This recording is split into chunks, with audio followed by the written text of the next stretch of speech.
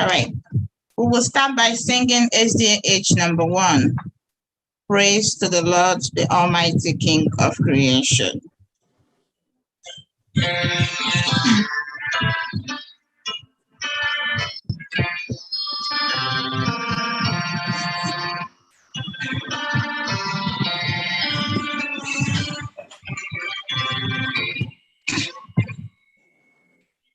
Praise the Lord, the Almighty, the King of creation.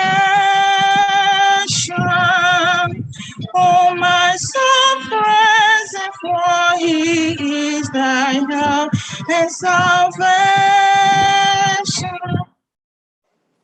Elohim, now to His temple drawn near, joining in glad adoration.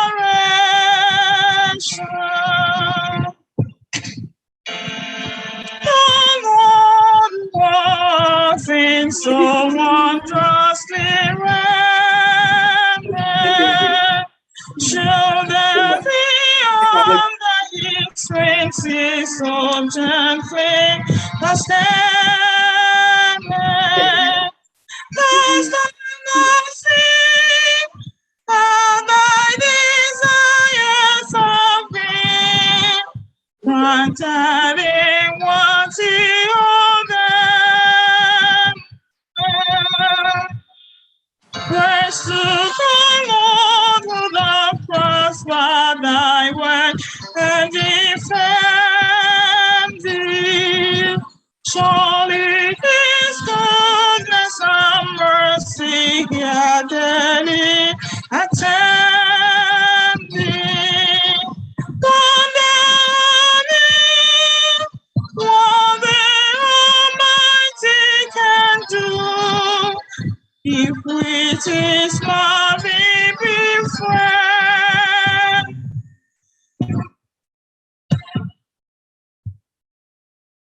Amen. Let's pray. Is it onye dị nsọ, onye pụrụ ihe niile, onye dị ndụ ruo mgbe niile ebi ebi, anyị atụọla gị mma mma.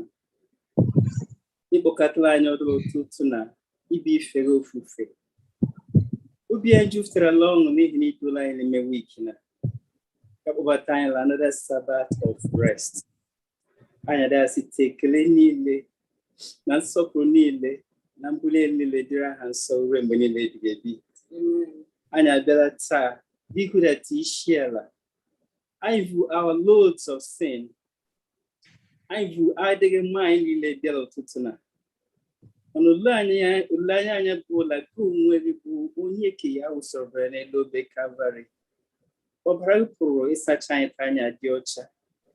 Ute anya gị kpakpa hụ ụbọchị keta rikọ ma ṅụrị ọṅụ at the end of this whole service. Mmadụ eji ohere na dị enyefe gị ndị niile gị iji gị jechi ozi ụtụtụ na dasị chimbiko bịabe were kwụsawe ume gị. Bịabe meta adịghị ike Chimonye dị nsọ, bịa gbaa ume Chimonye dị ndụ. Ndị gị ige eke adịmerịọkwa tinyewo ntị ke agụ iche anụ ma nụta ndụ ebibiri ụbọchị keta. Ọ dịdịla bịadubeghị mmadụ arịọ sịrị chimbiko bịabe quick na their footsteps. Bịabe kwara ngozi na wụsara oge ọbụla anọ, ọ bụrụ na ga wee bịa taa, ngozi wụsakwara wụla otu aka ahụ. Etuo mma ma n'ihi gị nọnye anyị taa. Na mgbe anyị richara ori ike na taa chim na anyị ga-eṅụrị ọṅụ sila anyị agaghị akpagharịkatala. Uche anyị n'ezie dụrụ anyị gaa taa n'ihi na anyị arịọ n'aha nwa Jizọs Kraịst bụ onye nwe anyị.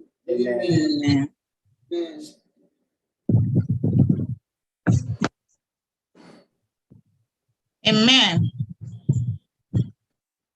Amen. Okay, this is time to welcome everybody to the house of the Lord. You are in your Father's house. Despite the fact that you are sitting in your various sitting rooms this morning, I want to assure you that the Lord is there with you, and the Lord whom you have come to see today will always be there for you. He will meet you at the point of your needs. And as you have come today, I pray that the blessings of the Lord will be your portion in Jesus' name. You are welcome in the name of the Lord. You are welcome in the name of the Lord. I can see all over you the glory of the Lord. You are welcome in the name of the Lord. You're welcome in Jesus' name. Amen.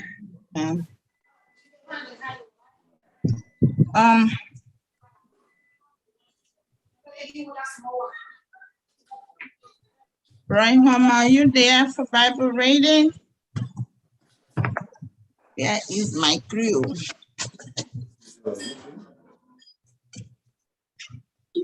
Brian Manuel, are you there? Okay. Yeah, I'm here. All right.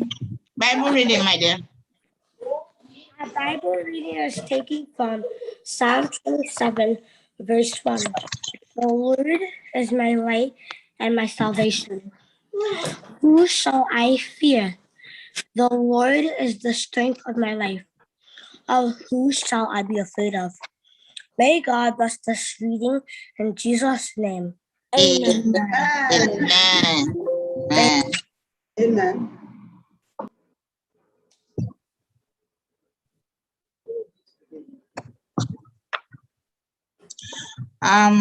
Edagu, do we have memory verse in song?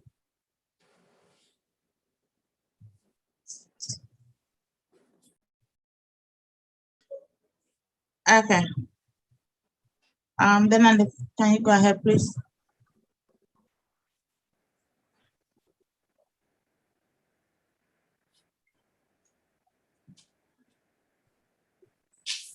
Sabbath, everybody.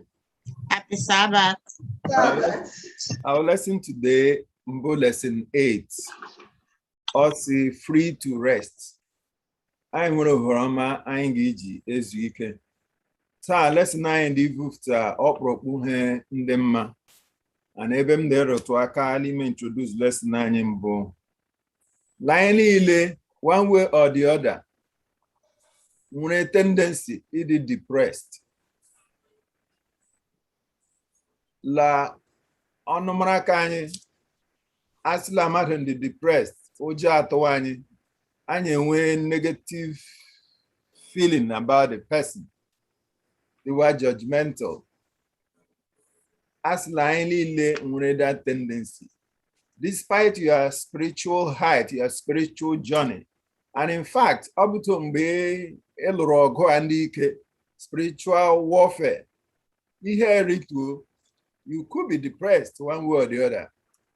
So I see my pacharanya la ikanye from the Lord. The Lord gave our light. The Lord gave our strength. So I jideshie Chineke akike. The lesson I ain't getting Lord in the jideshie Chineke akike kwa. But still, why are they depressed? Yeah, bro, a very big question for me. A very strong thing for me to understand why that should happen. So, as I pachranya make, onye kowachiranya lesson na the well-grounded, another arionyi nyere ya aka mboge iduzi anyị n'ụzọ wanyị ji amụta lesson na ka ọma. Onye wanyị nyere ya aka n'aha Jesus. Amen. Okay, let's pray. Our Father in heaven, we want to invite your presence now. We have gathered. We do not know, and that's why we have gathered. So we want to surrender ourselves and take strength from you, tough strength from you now as we go to behold your words. In your words, come and sweeten it. Come and make it palatable so that we will learn today and continue to grow in day. Most importantly, we want to commit Elder Matthew, who will be sharing this lesson or moderating this lesson with us. We ask for your spirit to guide him and direct him. Come and sharpen his intellect, mighty Jehovah, and use him mightily this morning. Amen. So that we will grow from strength to strength because we have prayed in Jesus' name. Amen. Amen. Happy Sabbath, everyone. Happy Sabbath. It is a wonderful day, good Sabbath morning. And we thank the Lord for giving us such a bright day. Today, let's now lesson number 8. But before we do that, let's take a look at previous lesson that we had. Our lesson was basically about Joseph. We all know the story of Joseph. All the things that he went through, how he was sold, the life in Potiphar's house, the issues that he had. Above everything, he had faith in God, and God was holding him, keeping him. And it's someone that had forgiveness. Despite what happened, despite what the brothers did to him, he had forgiveness in his heart. And I believe that's the reason that God kept him going, made him what he was. That's why we have a story today we can reflect on. Story of Joseph. And I thank God for that story, because as Christians, those are the kind of story we should be remembering in our Christian walk. Be able to forgive others who must have trespassed against us, and be able to do that which is right in the sight of God, regardless of what situation we find ourselves. And that brings us to today's lesson. And today, lesson number 8 is titled Free to Rest. When you say free to rest, what comes to mind? I am about free, right? Rest easy. Then when you put that together, free to rest, resting in who? God. Resting in the Lord Jesus Christ, resting in our God Almighty, resting in our Redeemer, resting in God, in Christ that died for each and every one of us. It's something to think about. And when we look at the memory test, a memory test, which is in the book of Psalms 27, verse 1, it says, "The Lord is my light and my salvation. Whom shall I fear? The Lord is the strength of my life. Of whom shall I be afraid?" If the Lord is with you, who can be against you? If the Lord is your salvation, why do you have to fear? Ellen G. White says that as long as I remember how God has led us in the past, that the future is clear and it's assured. That's an encouragement to each and every one of us. As we move forward, as Christians, we need to remember that the Lord is the light, and that light that shines ahead, and we follow that light. So it's an interesting memory test. And then tying it to the title here, I just want to say, resting, saying that word resting in the Lord is free indeed. And you can see it's an ultimate sacrifice that all of us can make for ourselves. Let us rest in the Lord, no matter what situation we find ourselves, even when it is pain or suffering, even when we can't know what to do. But let's explore that today. I want to refer you to Matthew 11, verse 28 and 29. It tells us, the scripture says, come to me with our heavy burdens. Come to me with our burdens, and I will give you rest. I will give you rest because I am humble and gentle at heart. Therefore, you will find rest in me. That's what Christ says. What an invitation for all of us. He said, come, I will give you rest. That divine rest, that everlasting rest that comes from our Creator, from our Redeemer, from our Deliverer. It's just not anyhow rest. So, and here in the introduction, it talks about when Christ was on the earth, his ministry was basically dealing with sick people, dealing with people that were less privileged than we are, dealing with people that were even at point of death. And it says here, he says sometimes he just spoke a word and they were fully recovered. Sometimes he touched the sick and miraculously they were healed. Sometimes he sent them off and healing took place as they went on their way. Jesus healed men women, children, Jews, non-Jews, rich, poor. The worst of the cases were people with leprosy and blindness. He reached indeed, he even healed those with the worst sickness, even death. So he's telling us the kind of life that Christ lived. He was dealing basically with people that didn't have anything, people that couldn't speak for themselves, people that were really sick up to the point of death. Those are the kind of people he was dealing. That's the kind of Christ that we have. That's the Christ that we all want to emulate as children of God. And the tradition also telling us that God does things his own way. Sometimes we pray and we want something to be done right away. No, God has his own way of doing things. Our God is of no respecter of persons.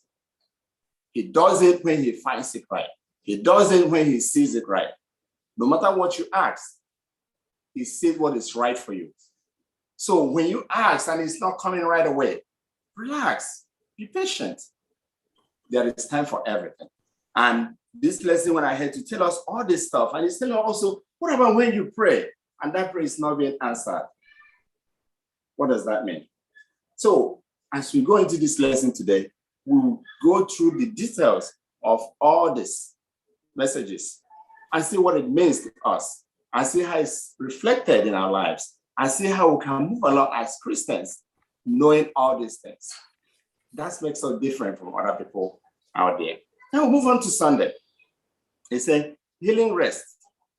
Healing. What comes to mind? We're back. Okay? When we are sick, I think that is the most difficult time in our lives. When we feel sick, when we feel there's no hope, when we feel that all hope is gone. But let's see what the lesson is telling us about healing. Now let's, someone read for me the book of Mark chapter 2. Let's read from 1 to 4. It says what was happening here. And again, he entered into Capernaum after some days, and it was noised that he was in the house. And straightway many were gathered together, in so much that there was no room to receive them. No, not so much as about the door. And he preached the word unto them. And they come unto him, bringing one sick of the palsy, which was born of 4. And when they could not come nigh unto him for the press, they uncovered the roof where he was. And when they had broken it up, they laid down the bed, wherein the sick of the palsy lay. Wow. This is what we're talking about. This is the kind of sickness we are referring to.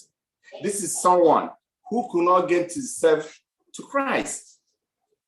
Can someone tell me how did this man, the paralytic, how did he know about Christ? Remember we said that Christ just came back and the crowds gathered.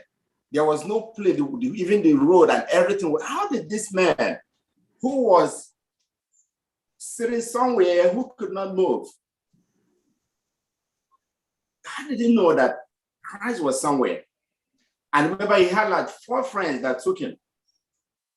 Can someone say something? How did he know that Christ was somewhere and Christ was able to heal?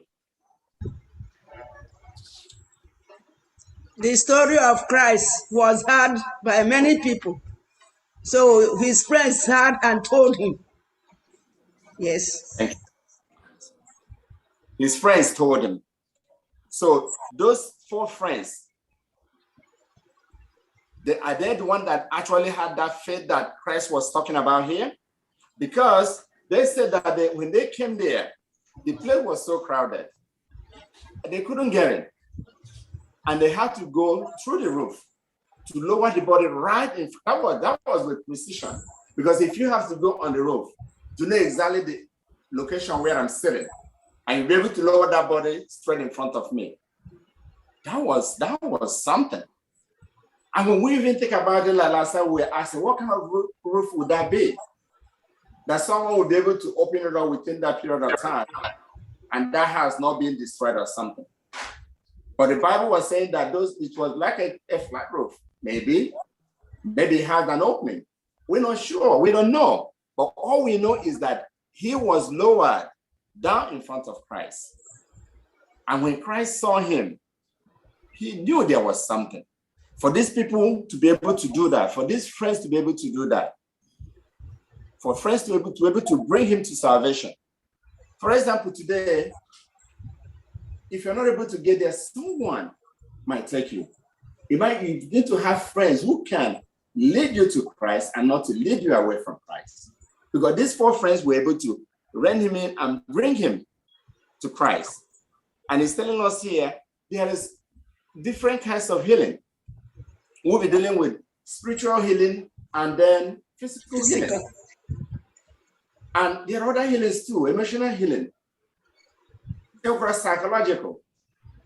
But basically, we'll be dealing with the spiritual and the physical today. And we're going to know the kind of approach that Christ takes when things comes like this. Here, he's saying, let me read from the last, second to last paragraph.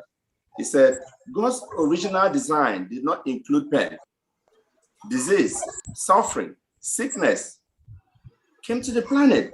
Remember one lesson we studied last quarter?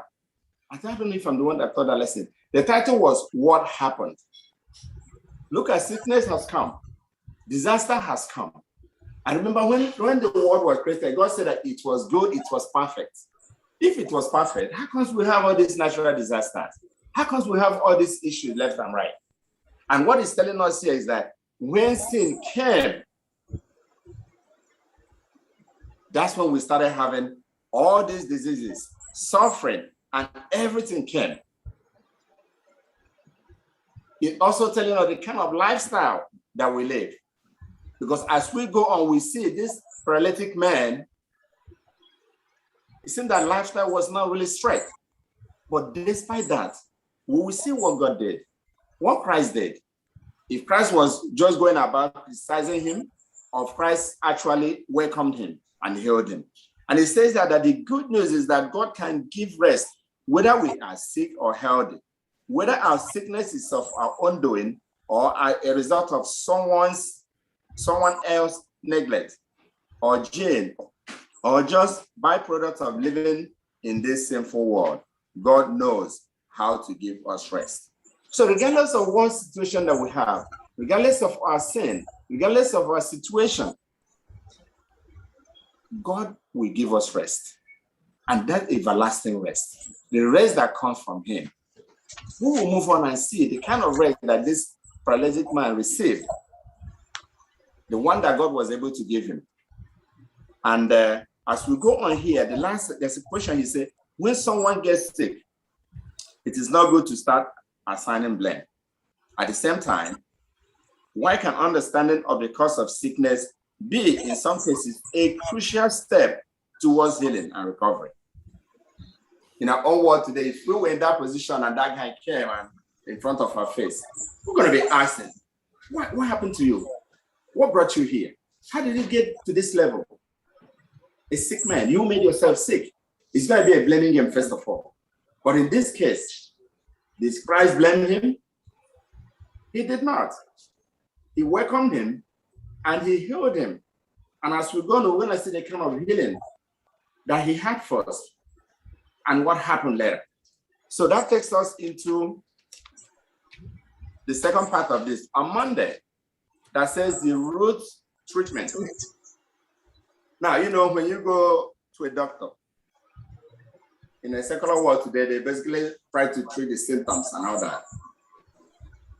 But here, this is where the healing that Christ was telling us apply, the spiritual healing and the physical healing. What kind of healing did this man receive? And we're going to go much deeper. Let someone read for us Mark 2. Let's read from 5 to 12. Let's get deep into what happened here. When Jesus saw their faith, When Jesus saw their faith, he said to the paralytic, "Son, your sins are forgiven you." And some of the scribes were sitting there and reasoning in their hearts, Why does this man speak blasphemy like this? Who can forgive sins but God alone? But immediately, when Jesus perceived in his spirit and that they reasoned thoughts within themselves, he said to them, why do you reason about these things in your hearts? Which is easier to say to the paralytic, your sins are forgiven you, or to say, arise, take up your bed and walk? But that you may know that the Son of Man has power on earth to forgive sins. He said to the paralytic, I say to you, arise, take up your bed and go to your house. Immediately he arose, took up the bed, and went out in the presence of them all, so that all were amazed and glorified God, saying, we never saw anything like this. Now, look at what happened here. The first thing Christ said was, my child, your sins are forgiven. Someone that was sick, someone that came in front of you, would that be the first thing that you say? Just let us be in that position. Are we just going to say your sins are forgiven?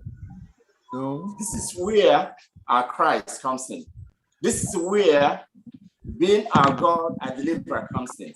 This is where the healings that we were talking about, the spiritual healing and the physical healing. When Christ said that, it's about forgiveness. Christ started from the grassroots of his problem, because he didn't go on top of it just to get him out and go. He could have done that. Look at what the Pharisees were doing. Those are the people that think they were smart. They were thinking, what is this man going to do? What is he going to do for this guy? Who is he to say that his sins are forgiven? Because they believe that only God can forgive, right? But Christ did something different. Because he's God, because he has the authority to forgive our sins. And these people did not even realize it. But what's important here is that the kind of healing that took place.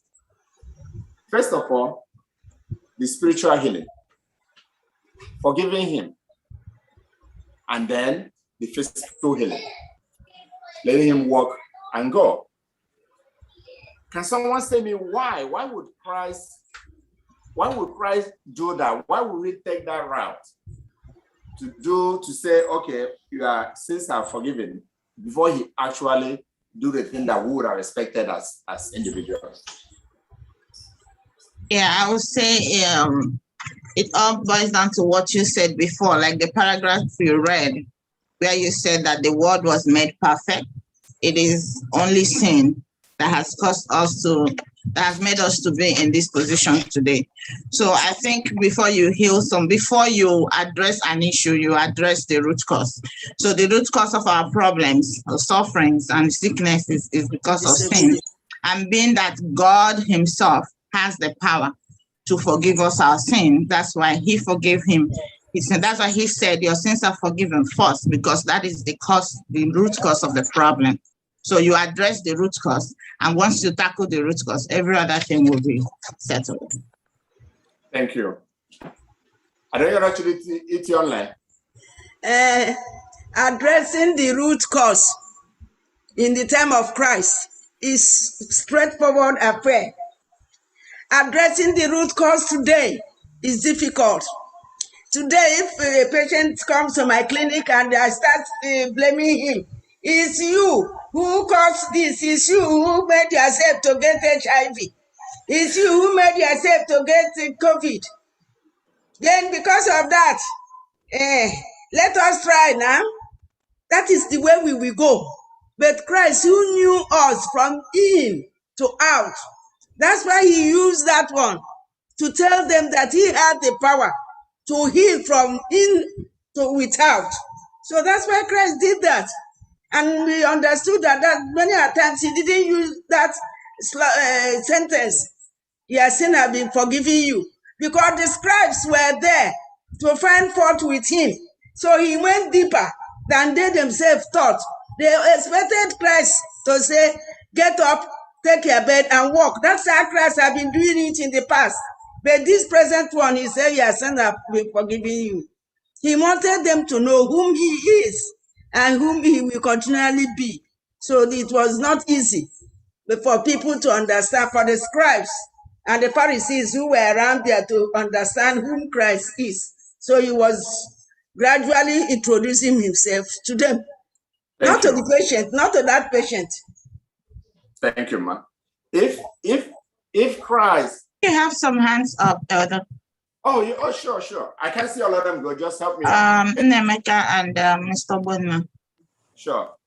Okay, thank you. My hand, I raised it up before we got to this point. Sorry. In the lesson that brought us to this particular one that we are now, I just wanted to bring out this issue. What type of friend are you, or what type of friends do you keep? Are your friends the type that brings you to Jesus, or your friends the type that take you away from Jesus?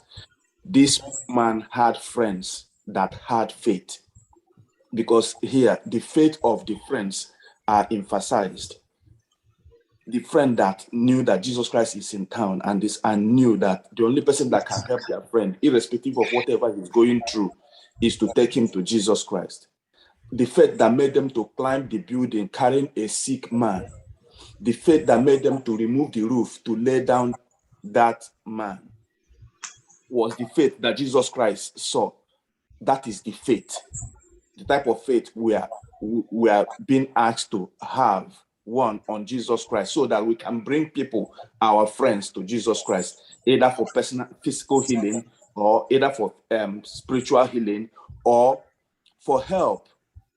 Don't be that friend that when your friend is sick, you begin to direct him to Babalawo who will help him. Be that friend that will be directing your friend to Jesus Christ as the solution to his or her problem. Amen. Thank Amen. you. Brother Bonna. Yeah, I do agree with my sisters and the brother who just spoke that the best way to deal with a medical issue is to address the root cause and not just to handle treat the symptoms. When we deal with the cause like Christ did, we uproot the problem from the beginning. And it's easier to help the patient than with treating the symptoms and just delaying the diagnosis.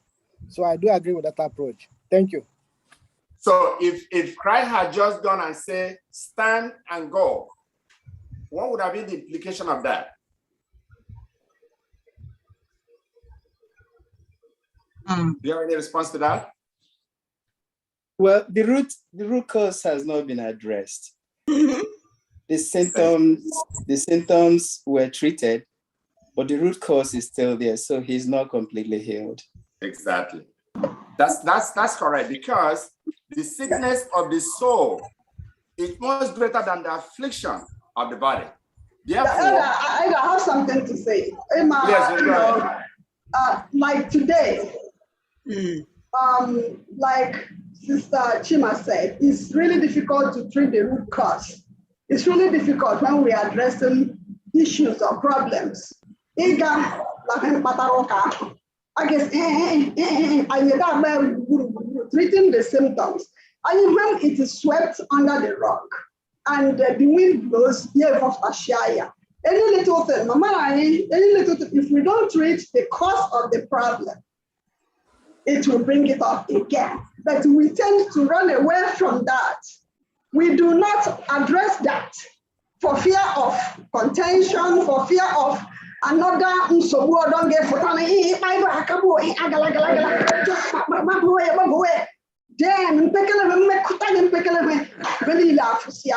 we are not treating the root cause when there are problems. We need to deal with the main problem, then the other things can be taken care of.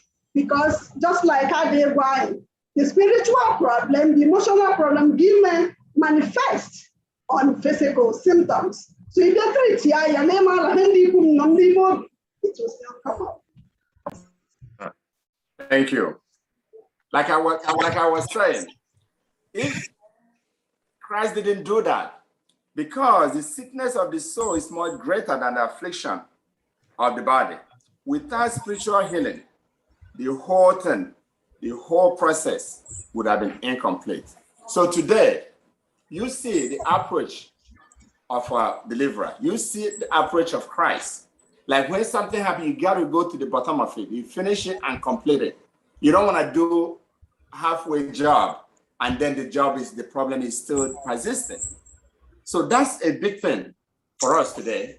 That sometimes we just go and just toss something on top and leave the bottom. Like Vim said, the problem will continue. It could have been issues that is raised somewhere. It could have been discrepancy between people. The best approach would be do it from the bottom. Do it from the cause of the problem before you leave it to go on.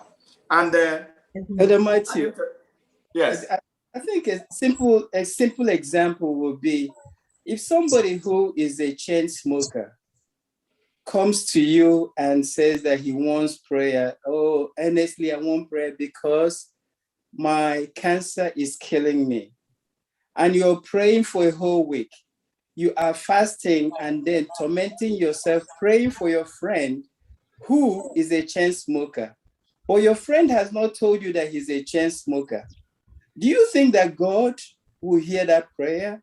Because the root cause of the cancer is the fact that he is a chain smoker. That has to be addressed before you can continue to pray. Thank you, Eda. That brings me to another story. This lady, she was praying for someone, just like you said. And this person had, I believe, lung cancer. And she was constantly praying. Then she came back and said, what happened? Do you smoke? She said, yes. Are you still smoking? She said, yes. So it didn't stop. She said, so why am I praying? Because if you are praying to God to heal someone, to help someone, that person is not helping himself. How is that prayer going to get through? It's not going to get through. You have to start from the bottom of it. First of all, she needs to stop smoking. You're not going to be trying to heal of that kind of situation of lung cancer, whatever it is, and then you're still smoking and you're asking someone to pray for you. That's exactly what Eda is saying. So it must be addressed. That means you need to ask certain questions before you actually start. Like you just don't start doing something without knowing the actual root of it. Yes. But we will still pray for the person because I believe addiction is a disease also. So we tackle the disease. We'll talk to the person and then we'll pray that God will take him or her out of the addiction because it's not easy to stop smoking. So I think prayer will go a long way there also. So wouldn't you help yourself first? There's haven't helped those that help themselves. If someone is praying for you, wouldn't you try your best also? Yeah, that's why you keep good. That's why the lesson say you keep good friends who will keep talking to you, who keep, advising you and taking you to the right places so that you can tackle the addiction. Because if you don't tackle the addiction, you cannot quit smoking. Just like the paralytic, right? The paralytic. Yes. Yeah, the friend had faith. Don't you think that he had faith as well? Yes, he did. He had faith too. Yes. Because he could have said, okay, don't carry me. I don't want to go. Let me die here. But he also had faith to say, okay, I'm prepared to go. And the friends supported him. Yes, you have to know the kind of friends that you have. Do not have friends that will lead you away from God. Rather, have friends that will bring you in. Because our God supersedes everything. Our God is God of authority. Our God is of no respecter of persons. Our God has the power over the both physical and spiritual realms. For that reason, we have to stick with him. We have to stay on message. And this is why Seventh-day Adventist has been preaching about healing, like the kind of food that we eat. Back in days, people take it for granted. But I'm quite sure that it's being accepted more now that certain things that you eat could lead to something else. And it's advising us to stay away. If you want healing, yes, we can get sickness regardless. But you're not going to continue to do that will hurt you and expect something different. So it's very, very important that look at all this and see the kind of faith that they had when this person was lowered. and how Christ was so forgiving. We pray for such a forgiveness. If someone wrongs us, the first thing that will come to us will not be blaming. Let us be able to forgive. Let us be able to accept that person first. Let us be able to move forward and see what we can do, as opposed to behaving like the scribe that we're more of, let's see what he's gonna do. Let's try someone, let's blame him and stuff like that. So it's so important. And there's something I want to read here, the last paragraph here. It says that God wants to cure us on the inside first. And then sometimes he chooses to bring an immediate physical healing, as with the paralytic. Or sometimes we will have to wait for resurrection morning to experience physical healing. Either way, our Savior wants us to be able to rest in assurance of his love and grace and forgiveness, even now, even amid our suffering. This is very, very important. And now he says, how can we find rest and peace, even when our prayers for healing are not answered? At least for now. Yeah. Very tough. At that Yes. point, I just want to add something at that point. We know very well about the man called Paul. He prayed to God for a particular sickness that he had, and prayed, and God says, my grace is sufficient for you. So there are some sicknesses, like the lesson rightly said, that will be taken care of on the resurrection morning. Amen. Some sicknesses also are for the reason that the Lord will be praised. There are some things that will happen to you. If that thing didn't happen to you, you would have ended up in another big problem. So let us not look at things that are happening to us that, working minister, because some things happen to you so that the name of the Lord will be praised. Thank you. So something can happen to bring you back, right? Yes. You have been drifting away. Yes. Something could happen just to bring you, to let you think that you still have a God that made the heaven and the earth. Thank you. Now, Tuesday is running away. Wow, you're going to a different thing right here. The writer here is referring to Elijah. Remember the story of Elijah. Elijah was someone, a man of God, was someone who worked so hard for the Lord, was someone that we all can emulate today. When we look at his history, he was a very successful prophet. But look at what is happening here. It seems that Elijah was having a problem of depression. Like Eda that was doing the introduction today, I think he did make mention of depression. So he was having this issue, which means that all of us can have these issues, regardless of what we believe, regardless of how effective we are in our work with the Lord. Something can still happen on the way. It could have been something to try to strengthen you. But let's see what is happening here. That Elijah, who was so effective, was able to run away. Running away, not running to God. This is very interesting. Let's see. Let's read the book of Kings. First Kings 18. Yes, 18 is a full distance. Let's just do the 19, 1 to 5.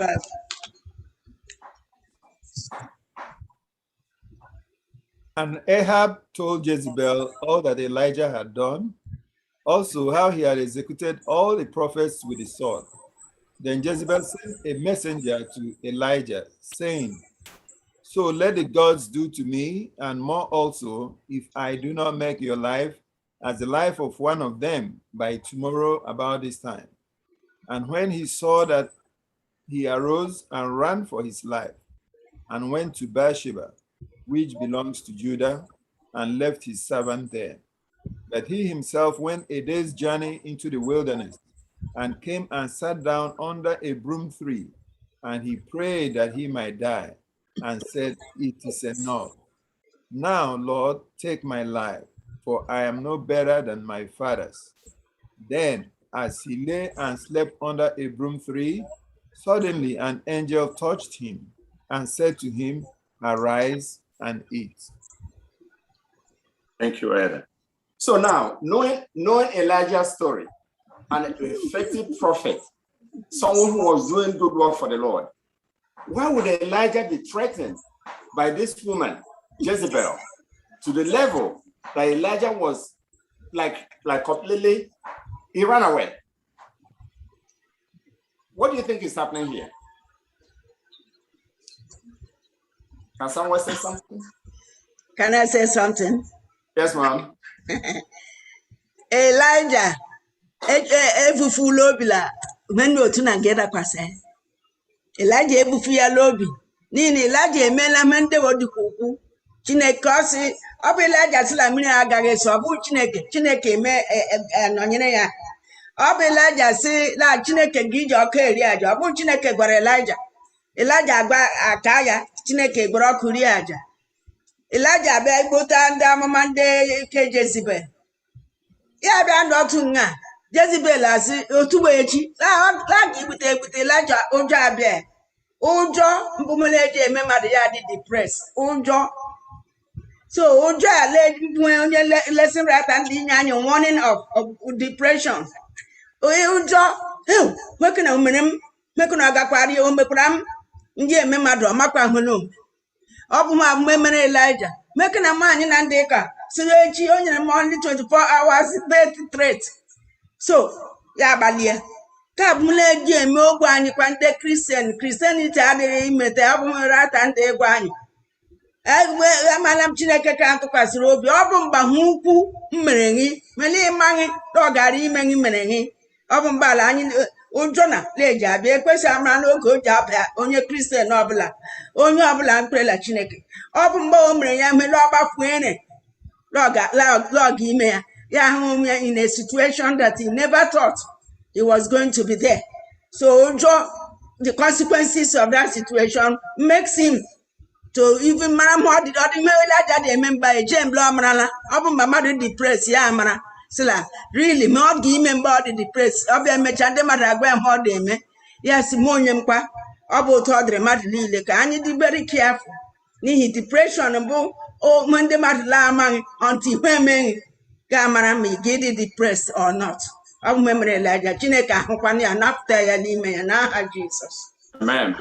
So how do I adịghị onye anyị dị immune to diseases. Anyị adịghị immune to anything because of that Elijah was an effective prophet. And why Jezebel Abraham Elijah ran away after everything that he knows about the scripture. What does that tell us? We have to be really, really prepared. We have to really, really be strong. And we don't have to say when something happens to someone, we start blaming, oh, this is someone that was a perfect man. And look at what happened to him. It could happen to any of us. It could happen to anybody. We should be extremely careful because what happened to him here after everything that he witnessed. And this is what triggered the depression because look at how effective he was. And all the prophets after all this traumatic event and everything. Look at Elijah, someone, a child of God. Jezebel one here. That scripture, Malahali Lord, he may take a stand. Show you God's power. Show you the empowerment that he had all along. But what he did was he left it and run. But as we go on, we see that we all can face such a situation. And if we do face that, what do we need? We need refreshing. So yummy. So that we'll be able to move forward and finish the message. And question now that, bro. In our Christian work, I am not to the level I get to help. I want to kill myself. No, this quite to like look at he was praying and say, Lord, can I man like that was deep. Have we faced such a situation in our Christian work? So if we've not, that means we really need to work harder. Because over that Elijah, who has been working so hard, was able to face this kind of problem. Ran into depression, emotional depression, and so many issues that he was having. Then who are we? Who are we? This is why we have to rely on God. This is why we have to keep him. If he's with us, who can be against us? That means Elijah should have gone to God and asked for help. but he was just in his own right mind. He's, oh my, you want to do it alone. We cannot do it alone. If you're doing something you think it's only you can do it on your own, no. You need our Savior. You need guidance. You need refreshing. You need help for you to be able to move forward in God's work. And I actually tell you, I have one thing to say there. We need good friends. Like the 4 friends, we need them during the time of depression. During this time of running away, we need good friends to bring us back to Christ. So unless we have been depressed before we can understand that we need good companions. If it's a woman, she needs a good husband's support. If it's a husband, he needs his good wife's support to bring him or her back on the line, or else he gets deeper in depression. We need good friends, like those 4 friends, to help us bring us back to God. So we don't need the kind of friends that Job had. Remember No. when Job was in his calamity? Look at the kind of friends that he had. Look at even his own family, even his own wife. What were they telling him? You should denounce God and die. Exactly. So you see 2 different things here. We're asking God, lead us. Let's have friends that can lead us to God as opposed to leading us away. Yes. That should be the prayer of every Christian. It might even be your own family. It might be your own wife. It might be right in your house. Let us have friends that can lead us to Christ and not lead us away. Yes, Madam God. Okay, so I wanted to say that look at Elijah and the level of faith that he had to command fire to come from heaven and burn and consume the sacrifice and all that. And he still, in a one way or the other, fell. So I'm saying that we as human beings, when we in one situation or the other derail from the path, we should not stay there and kill ourselves and blame ourselves so much just because we have fallen today. We should remember that God is there to forgive us. Look at how he ran away and the angel was there to provide food for him. So in any situation that you find yourself, even though you have sinned, even though you have done this thing and you are depressed, just remember at the back of your heart that Jesus is still there waiting, that once you turn to him, he will be there to provide you those emotional food, those physical needs that you have, that God is available anytime, anywhere that you are, that he is there for us. That's my contribution. Yeah, Thank you. Elder, I just wanted to add this. You see, Yes. in the Bible, there are 365 times it was mentioned about fear. Fear is opposite of faith. When you entertain fear, faith is gone. That is actually what happened to Elijah. And that is why God, in most of the portions in the Bible, say, fear not, fear not, fear not. Why is God saying fear not? Because when fear comes, depression sets in. Then you have forgotten what Christ has did in the past. Ellen G. White says, if we forgot what God did in the past, then we don't have hope for the future. So when you get to the point of not entertaining fear, knowing quite well that even in this situation, Jezebel has said, I will kill you, that God is able to save me. At that point in time, you will pray aright. See, a man of God now is not praying aright. You remember he prayed, fire came down. He prayed, rain came. He prayed, rain stopped. Now he prayed, God, kill me, let me die. God said, no, you are not praying this prayer in the right mind. After all, at the end of it, Elijah did not die. He was taken up by a chariot of fire. So that wasn't the will of God concerning him. Fear takes us out of what is the will of God. Do not entertain fear. Amen. Fear is dangerous, right? So we Yes. should be careful of fear. Now, he went on to say, Moses is too tired to run. Too tired to run. So what is happening here? So it seems that after Elijah ran the first time, he realized something. And he became too tired to run. And remember the experience of the depth of the fatigue and the depression. But at some point, he was too tired to run. I just want to read something here on the second paragraph. It says, When Elijah finally was still, guilt came crushing on him. He realized that his quick exit had hijacked what could have been a great opportunity for reformation in Israel. He realized that he had disappointed those who needed him, and he was powerless to do anything about it. Thus, in a painful moment of self-reflection, knowing full well the history of his people, he saw himself for what he really was. Do you see what he's saying here? So after some time, I think he came to realization of that action that he took. Like we were saying, what is it that I could have done instead of running? Now he realized that he could have used that opportunity to reform Israel even more. Maybe not to go and proclaim God. This God that made him do all these things. Look at, he called upon God, and the fire came and consumed. The rain came, and the prophets of God were doing the work, and nothing happened. That is so powerful. And despite that, he was able to run. But now he came to realization. Does it tell us sometimes, after all these struggles and everything, even if when we drift away, we need time to reflect and see where we are and see where we are going? Because here it says that nevertheless, depression has a way of sucking us into dark whirlpool of self-loathing. And sometimes we begin to think that death is the only way out. Because if we don't come to a point of reflection and say, what is it? How to go forward? What is it that we're doing? What did I do wrong?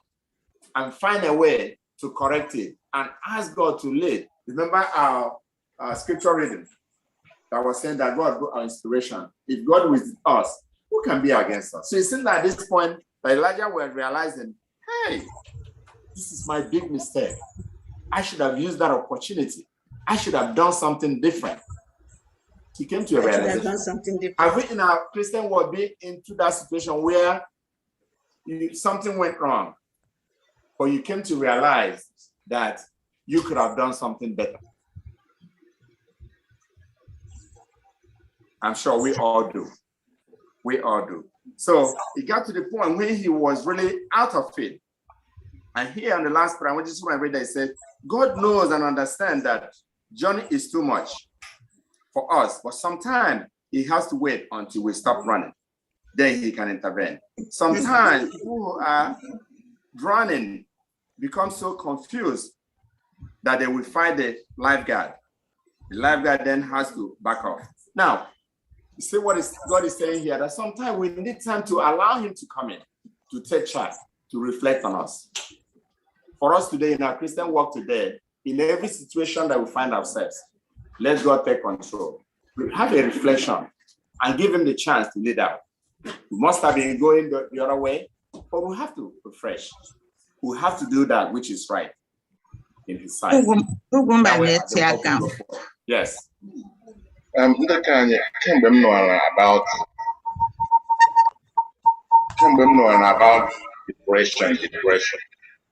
When do you feel that when somebody is depressed, that have gotten to that extent of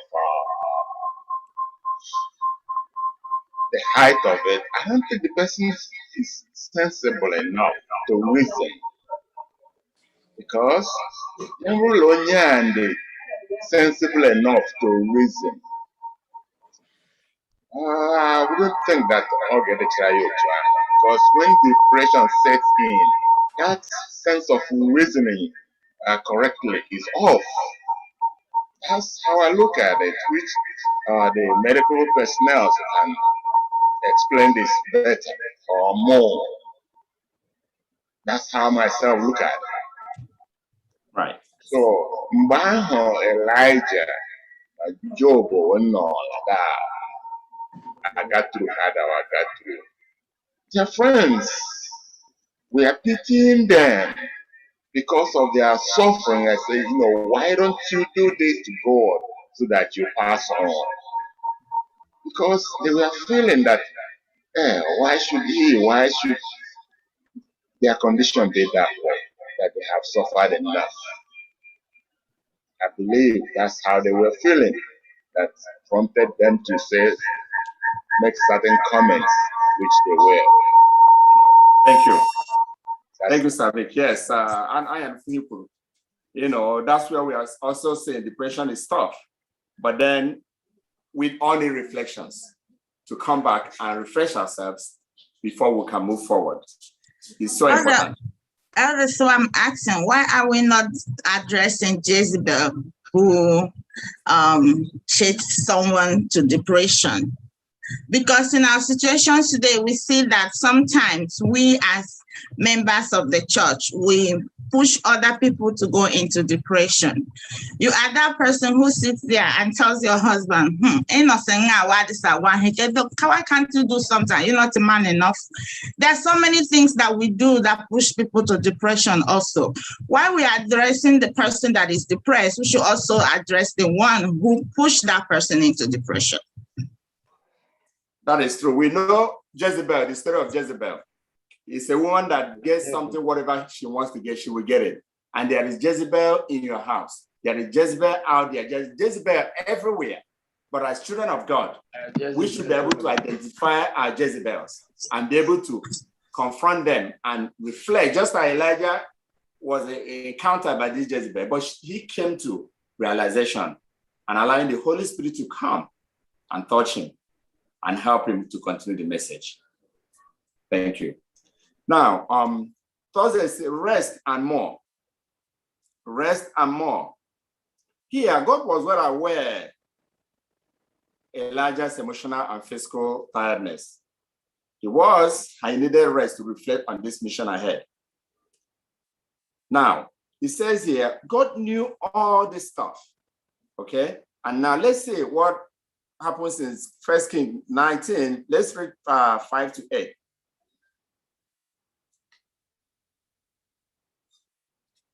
Can someone read 5 to 8? 1 Kings 19, 5 to 8, right? Yeah. And as he lay and slept under a juniper tree, behold, then an angel touched him and said unto him, arise and eat. 6. And he looked, and behold, there was a cake baking of the coals, and a cruse of water at his head. And he did eat and drink, and laid him down again. And the angel of the Lord came again the second time, and touched him, and said, arise and eat, because the journey is too great for thee. 8. And he arose, and did eat and drink, and went into the strength that meet 40 days and 40 nights unto Horeb, the mount of God. Thank you. In this case, what do you think?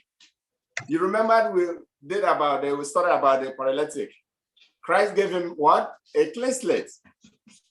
At this time, Elijah is also being given a clean slate. Refresh him and let him start fresh again because the journey is so severe. The Holy Spirit came and touched him and fed him and prepared him for the journey ahead. So in our Christian walk today, we also can be encountering stuff like this, that we need to give the Holy Spirit an opportunity to come, to refresh us, to give us another chance to move forward. In this case, Elijah was given another opportunity. You see the two things here. The paralytic, Christ gave him the opportunity and healed him spiritually and cleaned him. And in this case now, the Holy Spirit came and also refreshed Elijah so that the message will continue. Because he's not going to stop there. Even though he was asking, oh, let me die. No, but God said, if God has something for you, if you are in his mission, the message must be completed. Yes. The mission must be completed regardless of how you feel. Remember Jonah, you might try to hide one way or the other, but you have to let the Holy Spirit dwell in you. You have to have that reflection and the work will be able to continue. And in this case, Elijah, let me read the last paragraph. He says, God knew that better days lay ahead for Elijah. Healing would come for the prophet as he would learn to regulate his life for God's rhythms and accept his rest. There were still kings to be anointed, a successor to be chosen. God already knew about Elijah. who would become a close as a son of Elijah, God knew in faith Elijah would again call down fire from heaven. For Elijah, there will be no desperate death under a broom tree. Rather, a fiery chariot right to heaven. You see, God is saying, look at the job is not done. Because he had already said the thing that he was going to do. Maybe Elijah didn't even know all these things that were ahead of him. But God did that work to be completed because it has to be replaced. For God knew how he's going to end up. He knows the beginning and the end. He's the Alpha and Omega. He knows the beginning of our life and the end of our life. So he knew that for Elijah in this case, and must let him continue. He empowered him, which God can also empower us today. But the bottom line, we have to let that Holy Spirit come and dwell in us. We have to let it, because if we don't, remember that we have a choice of discernment. You can decide to go the other way around. When Holy Spirit comes, when that still voice comes to you, what do you do with it? Do you run with it for the right reason? Or you do go and do whatever you want to do by your own way? And here it says, what can we learn from the story of Elijah about why, no matter how bad we feel, in God's strength, we must still seek not to give up. For God is our deliverer. For God is our creator. For God is our redeemer. If he has sent us to do something, let's do it. Let's give him the opportunity to lead us and not us leading him. In this case, you saw when Elijah wanted to do it on his own, that didn't work out. But now God is coming to lead out, feed him, and prepare him for the message ahead. Do we have any? Yeah, Aka said he has something to say. Thank you. Go ahead. Go ahead, Aka. What I like to say is I have a contribution. For me, listening to the lesson, I understand that the people that you're around with, in your mind, you might think that they are friends, but in their mind, they will want to push you away from Jesus Christ. They, instead of them bringing you closer to them, they want to bring you away from Jesus Christ, so they'll be happy with your failure. Yes, young man. Yeah, you are so right. Because like you're in school, you're going to have friends that want to take you and say, let's go do something. And if you know that that thing they're telling you to let's go do is not right, do not follow them. And you're going to see the ones that are going to talk about how they go to church, how their family is, how, Christ has been with them and their family. Those are good friends that will lead you to Jesus. Don't go with the ones that will take you away from him. So you are so right. So do that, young man, and God will continue to lead you. Okay? Amen. Amen. Let me say something also, if I have the opportunity. Yes, sir. The job of salvation for humanity, the Lord does it in different ways. When we're talking about the paralytic, the faith, only 4 friends who faith. We can work more than 4 friends who faith, but Chineke did 4 friends, 4 professionals. Are they power friends? But how with professionals?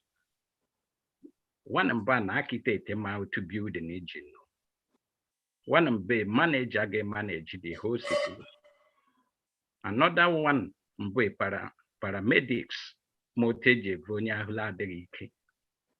Then of these people, Bunde Chineke dikra the 4 friends at the right timing, while they bring the other person to the right place. So irrespective of Bob Laganyino, any faith, Chineke gets up irrespective of the condition I know, like Chineke Amanuto just say out of it. Campbell, that one. Now that of Elijah, but he blame Chalaya a stressed. Or Digi is a human being. After Hobla image, Raga Promade 450. Gawi Jegebu somewhere. 450, they couldn't fight back, knowing fully well Lijibu. Then Gebu Chada 450, Laria Lamhui. What is the story in the town? It declared search warrant. Jezebel declared a search warrant on that person. Somebody get be around him because some because of 450 prophets so cleanly out of this town. So all the depressed, really because of Ojo, which Marangala Ojo. But Chineke Makotulo Jazota man, Chineke Nyekora Yang Famike. Because Slobo Chineke lead the Kwarai. Only a Jezebel leader Gaga Guaya. Gariboni Jezebel Garis Gejiden, Ejide to Ejide instead of being a warning. So Akachineke the Chala when they know all the beyond our own comprehension. Thank you. Let us thank God for the opportunity to in Christ to save one. Thank you. Thank you. Thank you, sir. Yes. Akachineke na Hendeka lead of Lakaya Noya. Agafe the possible. So when I got one option to choose, you will quickly get the other direction. But which of I got the right direction so that he can come in and help us. Before I close though, I have to regular Friday the further thoughts. Also, with a continual change of circumstances, changes come in our experience. And by these changes, we are either elated or depressed. But the change of circumstance has no power to change God's relation to us. He is the same yesterday, today, and forever. Amen. He asks us to have an unquestioning confidence in his love. He wanted to say, keep looking unto Jesus, offering up silent prayers in faith, taking hold of his strength, whether you have any manifest feeling or not. Go right forward as if every prayer offered are lodged in the throne of God and responded by one who promises never fail. Go right along, singing and making melody to God in your hearts, even when depressed by a sense of weight and sadness. I tell you as one who knows, light, come, joy will be ours, and the mist and cloud will be rolled back. And we pass from oppression power of the shadow and darkness into the clear sunshine of his presence. That is very interesting. I just want to remind everyone that the light we are talking about here dispels darkness, and darkness represents danger. If that is the case, we go with the light, and that light is Jesus Christ. That rest we are talking about, you rest in God. If you rest in him, he will lead us. He will guide us. The same way he guided Elijah. When Elijah didn't have hope, but the Holy Spirit came and touched him and refreshed him and gave him a clean state, and the job continued. The paralytic, Christ came. He didn't mind the scribes. The Pharisees, he did not mind them. He did what he needed to do as God, one that has authority in the physical and spiritual realms. He was able to heal him spiritually and physically. So thank you all today for listening. And I hope that all these lessons that we are studying will be embedded in us. It will be a part of us, to be reflected in our daily lives as we look forward for that second coming. That day will all be accepted. This is my prayer in the mighty name of Jesus we ask. Amen. Amen. Amen. Beautiful rainbow. I know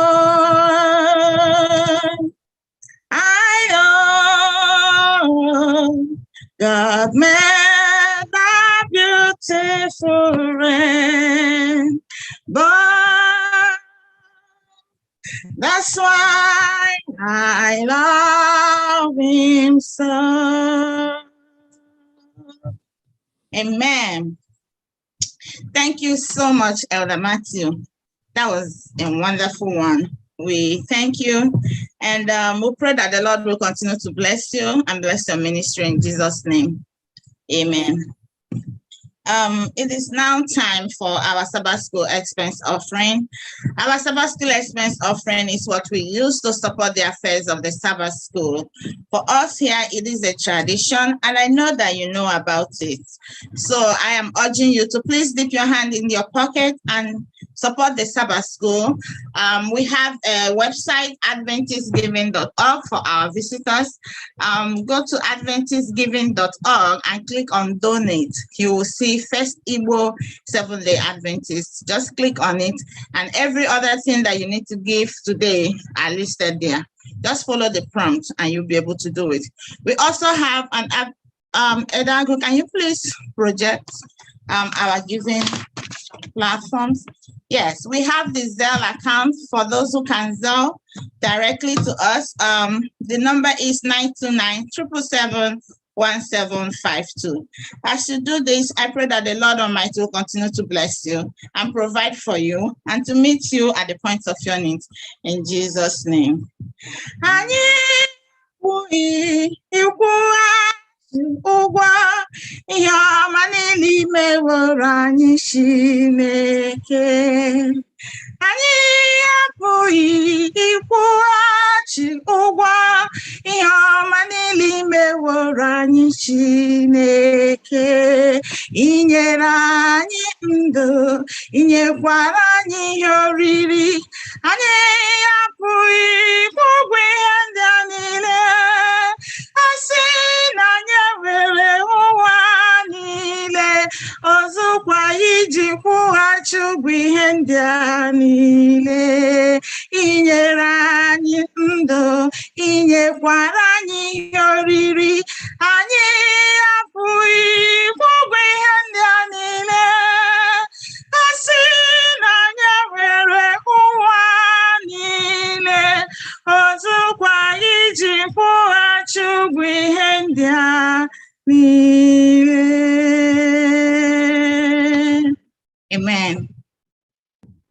The church anyị ndị na-ekwe amị mgbo. Amen. Amen. That's good. Amen. Amen. Everybody's muted. Amen. Anyị ekelela mmadụ niile ndị batara taa bịa mụọ lesin anyị. Ọ bụ lesin mara mma. Anyị ga-echeta ndị kwa moto. Ịdị agba moto, ị ga-egbaji ya gas. Ya ebu gaa ebe ị gaji. Gas ngwụgọọla. You need a refill. Ị ga-echọ ebe ị ga-egbata gas. Otu ọ ga-edukwara gawa. Ọ bụkwa otu ọnụ in our spiritual journey. Ka anyị hụrụ mfụtara ihe taa. A giant in the ministry. A giant in the Lord. Gas ya ngwụrụ. Wụkasị ahụ. You need a refill. So we need to be aware of this. Every time, anyị dị on our guards. And our memory text to draw our attention again that when our tank has run dry, we should remember that the Lord will be our light, the Lord will be our salvation, and the Lord will be our strength. And that's my prayer today for everybody under the sound of my voice, in Jesus' mighty name. Amen. Amen. Okay, we will now bring the Sabbath School to a close by singing from SDH 633. SDH 633.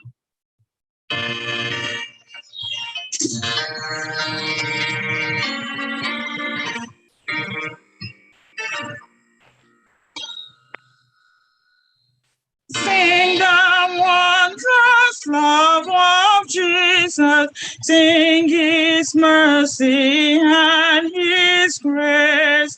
In the mansions bright and blessed, he prepared for us a place. When we all get to heaven, what a day of rejoicing that will be. When we all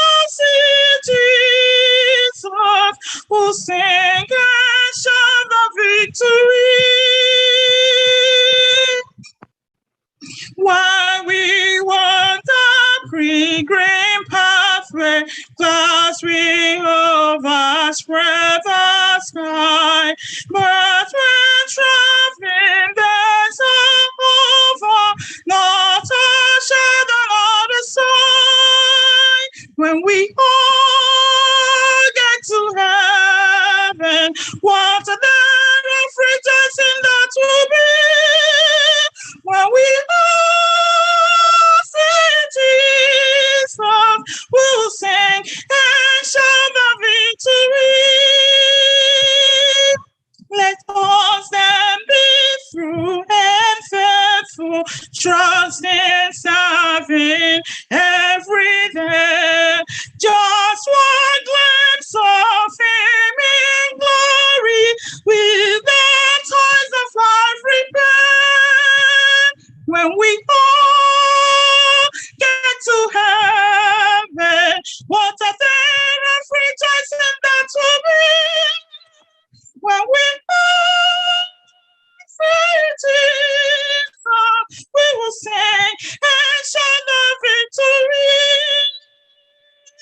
Onward to the prize before us, so His beauty will behold.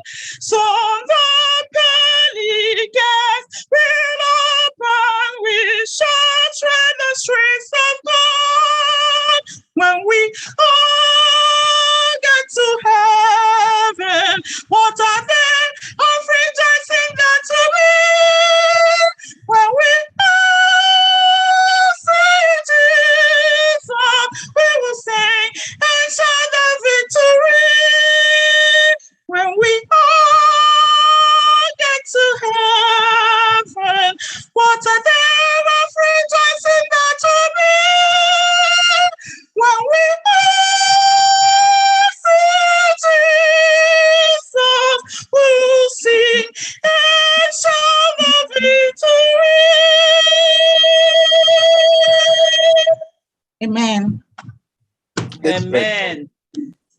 Let's pray. Our gracious God in heaven, our hearts are filled with joy. We want to thank you because you have led us through today's Sabbath school. Thank you for the lesson that we have learned. Thank you for the teacher, and thank you for the new ideas and the new things you have added to us today. We are grateful to you, mighty Lord, and we ask you now to come and lead us to the next session of our service today. Take glory, Lord, at the end of all of this, because you will be with us and guide us all through, because we have prayed in Jesus' name. Amen. Amen. Amen. Amen. Amen. Amen. We thank you so much for joining us today. From the Sabbath School Department, we appreciate you for joining us. From wherever you've joined us today, we pray that the Lord will continue to bless you in Jesus' name. Please join us next Saturday as we'll be studying lesson number 9. The title is The Readings of Rest. When you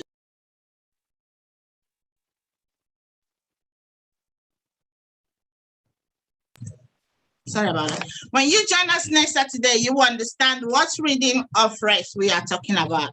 And I pray that the Lord Almighty will continue to keep you and your families in Jesus' name. We welcome you to Sabbath School. We are happy that you are here. Happy Sabbath day. Happy Sabbath day to you all. Till we meet again. We pray that the Lord will continue to keep you till next Saturday when we are going to meet here, same place, same station. Join us as the Lord Almighty will continue to be with you and to protect you and be with your families. In Jesus' name, amen. Happy Sabbath, everyone. Amen. Happy Sabbath. Happy Sabbath, church. Happy Sabbath. Church. The Lord is Happy good. Sabbath. All the time. And all the time, the Lord is good. And that is His nature. We have just a few announcements for the day. We know very well that Davina is coming to church today, or she is here actually. Davina is another miracle baby. Davina Agho, Adoma Chinyerunko Agho, the daughter of Elder Agho and Dr. Mrs. Agho. She's here in our midst today. She's another miracle child we have in our church. We will see her soon.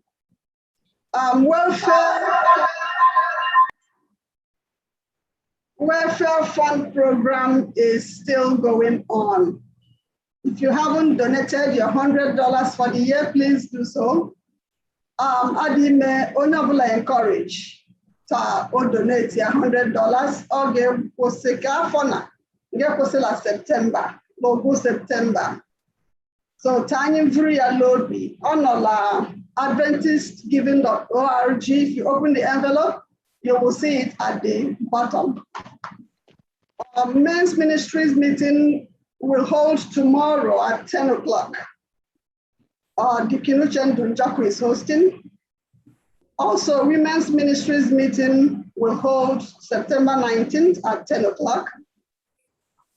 There's going to be baptismal class after potluck this afternoon. Those concerned, please take notes. Also, I'm sure Lanya Lile Mwetala this invite for the 29th. Actually, 29th is next week. It's a book launch by our own dear sister, Nkwachi Chinoye Ebere. It says, behind those smiles, suffering but smiling. Anya amala kukona. Obu akuko anyị maka ọma apakechiri anyị together. Adi anya lile on that day. Let me see the time. On Sunday, August 29th, 2021, 6 p.m. So, because all of us are invited. Tani Diano, what our sister Nkwachi will tell us. So, do anya ila mari, always the Chineke Lorani that Nkwachi is in our midst today. Mbo a living testimony. Mbo miracle ila mo taija. So, anya diano next week, ade anya lile, Sunday the 29th, for this book launch. So that only Anya will give a copy of his or her own book and inquire for ourselves. I am sick and shorting members in the Lade Fongala Sabbath. They are here today. We praise God. So let us continue to lift them up in prayer. Mandema duwe mulaha.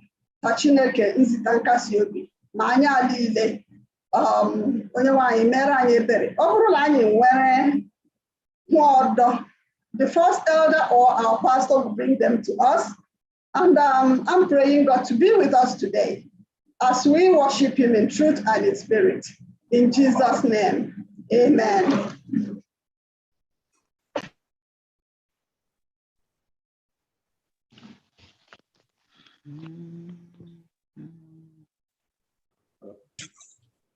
Happy Sabbath. Happy Sabbath. This is another time we welcome us all to today's service. We thank God for another week. He has led us thus far, not because of our own righteousness or our own power or strength, but through his grace and his love. He has paid our lives. And we say, may all glory, honor, and adoration be ascribed unto him in Jesus' name. I hereby, in the name of our pastor and the entire church, members of First USDA Church, wherever you're logging in from, all the parts of the world, and whichever media you're coming in to us through Facebook, Zoom, or YouTube, I say, welcome, relax, feel free, and enjoy the joy of today's worship. I pray at the end of today's worship that God will bless each and every one of us with the blessings of the Sabbath in Jesus' name. Happy Sabbath and welcome you all in Jesus' name. This is the day. This is the day that the Lord has made. That the Lord has made. I will rejoice. We will rejoice and be glad in it. And be glad in. Hallelujah. This is the day that the Lord has made. I will rejoice and be glad in it. Oh, this is the day, another day that the Lord has made. This is the day, this is a day that the Lord has made, that the Lord has made. I will rejoice, we will rejoice, and be glad in it, and be glad in. Hallelujah. This is the day that the Lord has made. I will rejoice and be glad in it. Oh, this is the day, another day that the Lord has made. As thou departed from the waters of my soul and get on story. You alone are my heart desire, and I long to worship you. You alone are my strength, my shield. To you alone may my spirit yield. You alone are my heart desire, and I long to worship you. You're my friend and you are my brother, even though you are a king. I love you more than any other, so much more than anything. You alone my strength, my shield. To you alone may my spirit yield. You alone are my heart desire, and I long to worship you. I want you more than gold or silver, only you can satisfy. You alone are the ring, joy giver and the lamb, put up my heart. Oh, you alone are my strength, my shield. To you alone may my spirit yield. You alone are my desire, and I long to worship you. You alone are my strength, my strength. To you alone may my spirit yield. You alone are my heart desire, and I long to worship thee. Oh, when the saints go marching, when the saints go marching, Lord, I want to be in the number. When the saints go marching, or when when the saints hold marching, hallelujah, when the saints hold marching, Lord, I want to be in the number when the saints hold marching. Kobitoki hutoni na Jehovah bunam, na Jehovah bunam, na Jehovah bunam. Kobitoki hutoni na Jehovah bunam, na Jehovah bunam, na Jehovah bunam. Omnemem kiye garagin komam. Onemekwam kiwe ogologo ndu narike kobitogi hutomi na Jehovah bunam, na Jehovah bunam, na Jehovah bunam.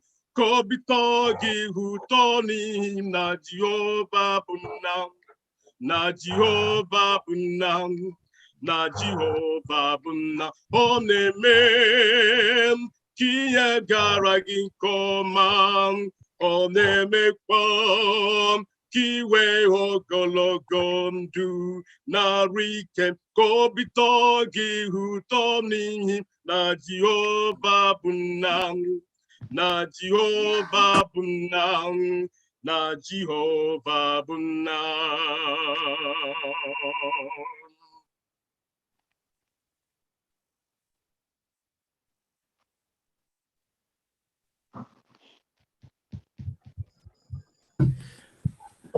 N'ezie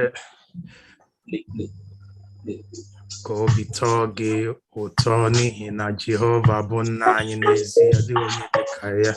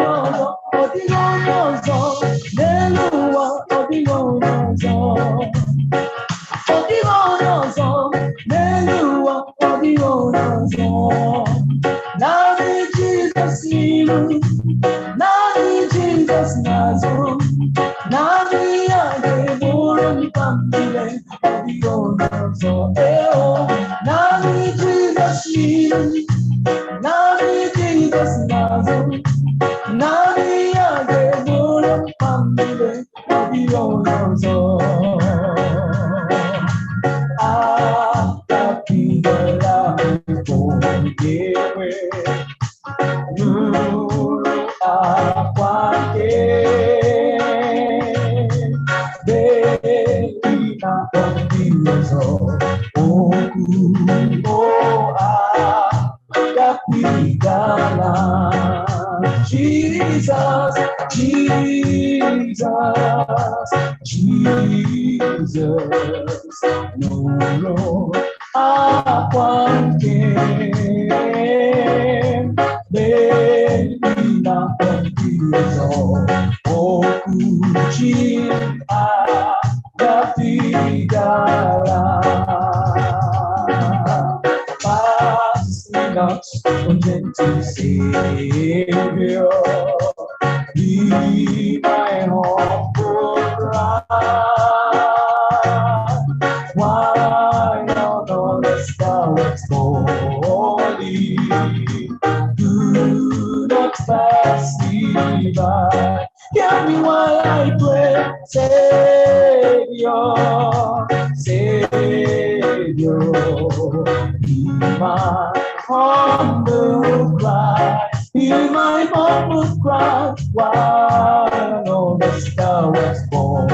Only know you, not pass me by.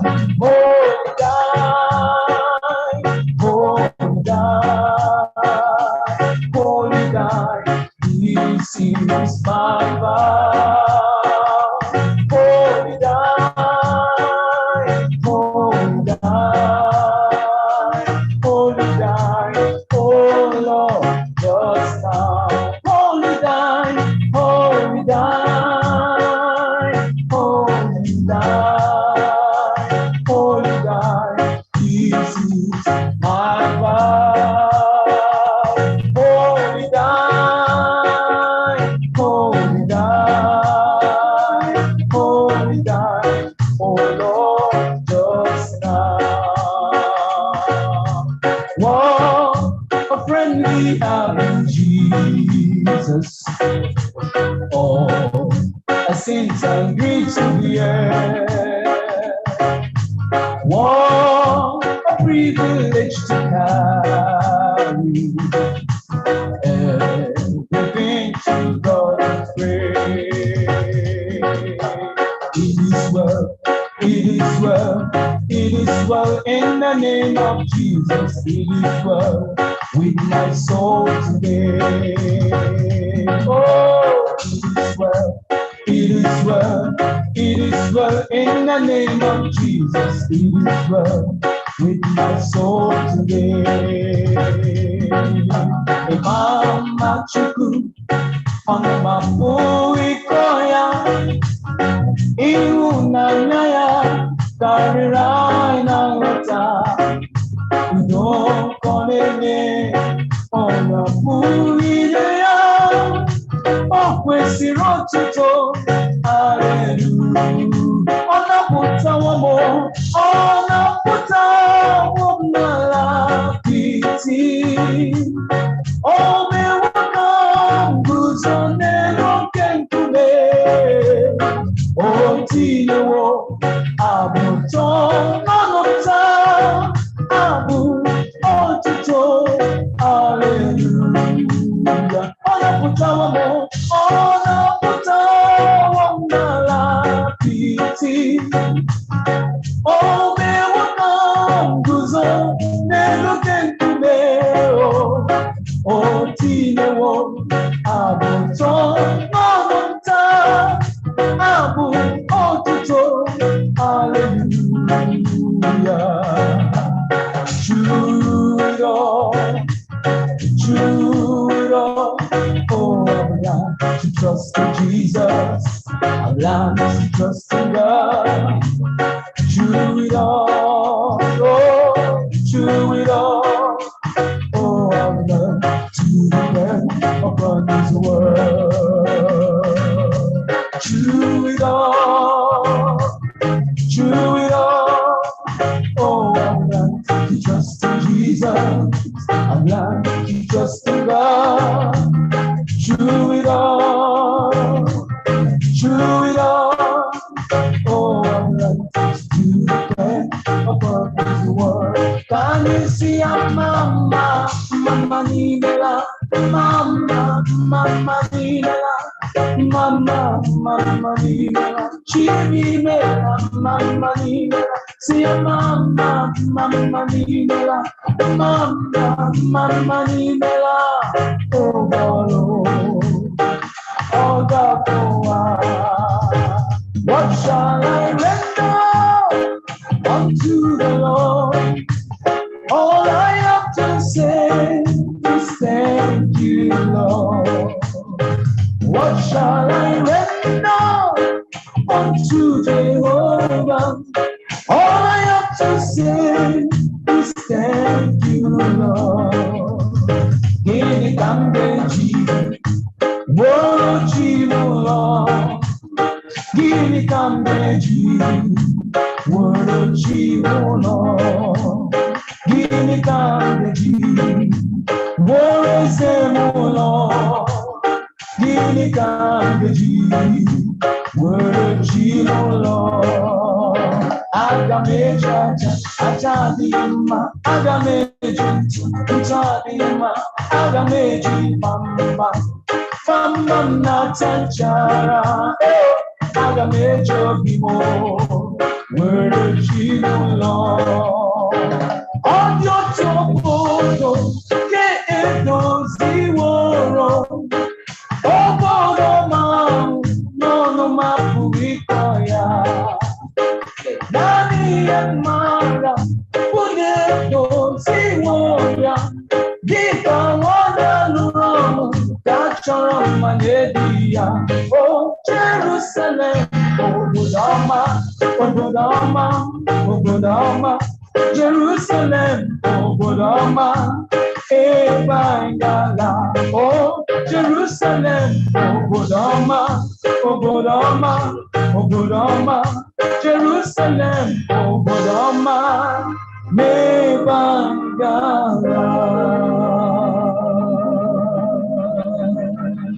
Amen. Amen. Amen. Amen. I think we have just done church. We can start going home, right? Yes, when Solomon singers are in church, what a day, and what a way to end it. Oh, Bodamai, larger, that is it. Brethren, this is the day the Lord has made. Let us all rejoice and be glad that we are alive in the land of the living. To God be the glory. It was just same time last week, almost some hours early. I don't know, in my other church, that was just pastor, earthquake. And we have all been following the earthquake, hundreds, instant, the buildings, the churches came collapsing. To worsen it, the hurricane came. Homeless, where would they put their heads? Shelterless. Brethren, you are alive today. Rejoice, this is the day the Lord has made. That you are alive in the land of the living. Blessed be the name of the Lord. So we thank him, we give him all the glory. So that's why we come today with all the thanksgiving, with all the praises, with all the adoration. It has been a beautiful week indeed, because just on the 24th, no, not on this thing, on the 14th, how am I putting to? On the 14th, where are the all hearers? That was their wedding anniversary. Then to move it on the 19th, that was Elder and Mrs. Oriak wedding anniversary. And yes, on the 20th, where is our own DE, Elder DE Mosu? That was his own wedding anniversary. It appeared they just had wedding this week. So I don't know about you, but to God be the glory. I don't know what you're celebrating, but God has given you celebration. You are alive today, we bless his holy name. So to God be the glory. So it's a day that we just say, God is good. Mama told you that God's here. Ndị ka ohere nọ nga ada agba mkpagbu wasla Chineke mekwawa ahụ anniversary bụ ụbọchị wonjiri lụọ dịga oriakụ ha nakwa nga ndị DE most nọ nga. And on top of it, our own Chimaobi and Obioma Iroche, they're also praising the Lord for healing. We've been talking about healing. The healing blessings, the roaches, I don't see them on the screen here, but Brother Chimaobi and Obioma, Sister Obioma, Brother Chimaobi, you can all remember him, but had that stroke, but God has put him back on his feet. When the doctors did not expect him to walk, our miracle working God has done it again. Blessed be his holy name. Sister Obioma had that back surgery and she is up and about, and they are saying, Lord, you are good. So I don't know what you have come with, but bring your thanks offering, bring your praises to the Lord, and he will continue. Better remember, you might be the paralytic, it is visible. You might be Elijah, it is not visible. But whatever you are going through, visible, invisible, God is there to offer you healing. And he doesn't just do it like man, the outward one. He does it from inside out. That is what makes him a different God. Man can only do the care, but he does the healing. May he give you healing today. May he give you rest. And may you go and praise his holy name. That God, you came, you met with him. Yes! Another testimony day. Another wondrous day. So today is just testimony all the way to the Agu family. Elder Ugochukwu Agu. No, Ugo Agu. I think that's the way we know him, right? Ugo Agu, not because you call Ugochukwu Agu, they'll be looking, where is that one? But you say Ugo Agu, you all know him. Oh, I think that's the face. Okay, that's Ugo Agu. Yes, they are here today with, and Dr. Mrs. Agu. They are here today with that miracle baby. As the Clark said, it's a miracle child. It's a child of testimony. And it's not just the child alone, but you can know that the family, they're just full of testimonies. So we bless his holy name. As the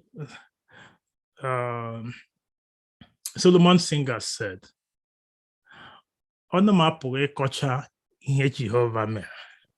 So nzukọ Chineke, ọnụ m agaghị ịkọcha ihe Jehova mere.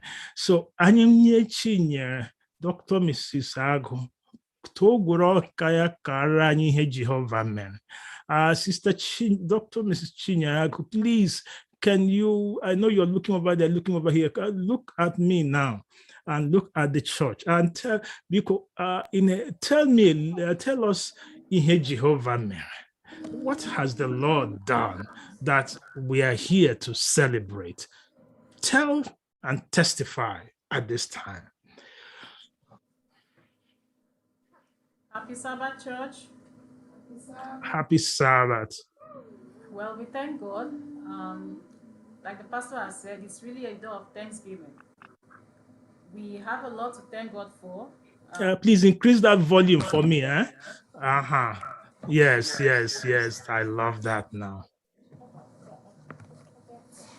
So it's a day of thanks for us today. For the past 1 year, or would I say a year and 6 months, we've been struggling with a lot, we've been dealing with a lot, but God in his infinite mercies has led us, through one trial to the other, through one to another, and we are here today. So we thank God honestly for having led us thus far, for bringing us to this day, the privilege of Thanksgiving at this time, for this opportunity. Honestly, I don't even know what to say. If I begin to recount what has happened in the past, a lot of memories, a lot of stories to tell, but we are glad today that there are things, they are only memories. They are not the present, and we have every cause to give thanks. The beginning of last year, it was a prayer request, the 1st of January, as we usually do, request for things throughout the year. And by God's grace, he has been granting us. The previous years, we requested, and he granted this request. Through the year, we get to achieve whatever we want, or whatever we asked of the Lord. So the beginning of last year, we asked for a baby girl. Even if I was going to stop, my husband insisted that he's been wanting a baby girl from even the first child. So we asked the Lord, and she came. God answered. But then, after answering, it was quite difficult. It was like, okay, God gave it to us, but then the devil also wanted to show his own powers. And after recounting all that has happened, I just believe that, God wanted to show that he was God. That when you hear about it, when you talk about it, you believe that the hand of the Lord was really in it. And so, from the very first day I went for a checkup, it was all bad news. There was never a day I went for checkup while I was pregnant that I received anything good. It began with, she doesn't seem the right age. She's too small for the date you're giving us. And I was like, oh, okay, it's one of those tales. Don't worry, the next time. And I went back in 2 weeks for ultrasound and said, oh, she's even smaller. She's even smaller. And then they're asking all these questions. From the very first day I started checkups, I was having 2 weekly ultrasounds. Every 2 weeks, I was going on ultrasound because everything was being monitored. And there was not a good news alongside. And at some point, the decision came up, we need to make decisions, take decisions about this pregnancy, because it's getting late. It's about to be, it's getting to the time where it's New York, according to New York law, you cannot terminate. And so we're all running around and doing all this stuff, and you have to come from your sentences, and they put this big needle into my belly and took a fluid from her. All these tests came out negative. And I was struggling with residency. I was walking, and I was also having my own symptoms. So it was just a lot. And every day I went for checkup, it was one cry. I have been crying for the past 1 year and 6 months for some reason. Every time I went for checkup or anything, it was always crying. I cried in the bathroom. I cried everywhere. I was crying every day on my way to work and even coming back. It was just very torturous. Those around me knew what I was going through because even me or myself was not well, And so it just continued. And at some point they said, no, we can't handle this. We have to begin weekly ultrasound monitoring. The Dopplers are not good. She's not having enough blood supply and all that. And so I began every week, every Wednesdays, I was trained up for ultrasound. And at some point they said, oh, we think the heart is getting large, supply is getting compromised. We just have to admit you. And I was admitted, and she was not even up to 500 grams. So they couldn't even give any form of steroids to help mature her lungs at least. And we just kept praying. You can imagine my kids praying. Every day the prayer was, dear Lord, help baby sister to be strong. Help baby sister to be healthy. It was just all the, even now you tell Uganda to pray, that is the first line. He cannot just forget that. And yes, we are still praying for her. And so I was admitted in the hospital. And all we were praying for was just a little more weight gain. Let's see if we can even give her some steroid so that her lungs could mature in case she has to come out. I had already been told I will not get to them. I will not go beyond 32 weeks. They have to bring her out. If not, we will lose her. And so we left our options open. The day we were even admitted, the attending who came to talk to us, you know, in the manner he spoke to us, we would have just gone home. But then the pediatrician from the ICU was one who gave us hope and said, this is what is going to happen. This is this. Studies have shown this is this.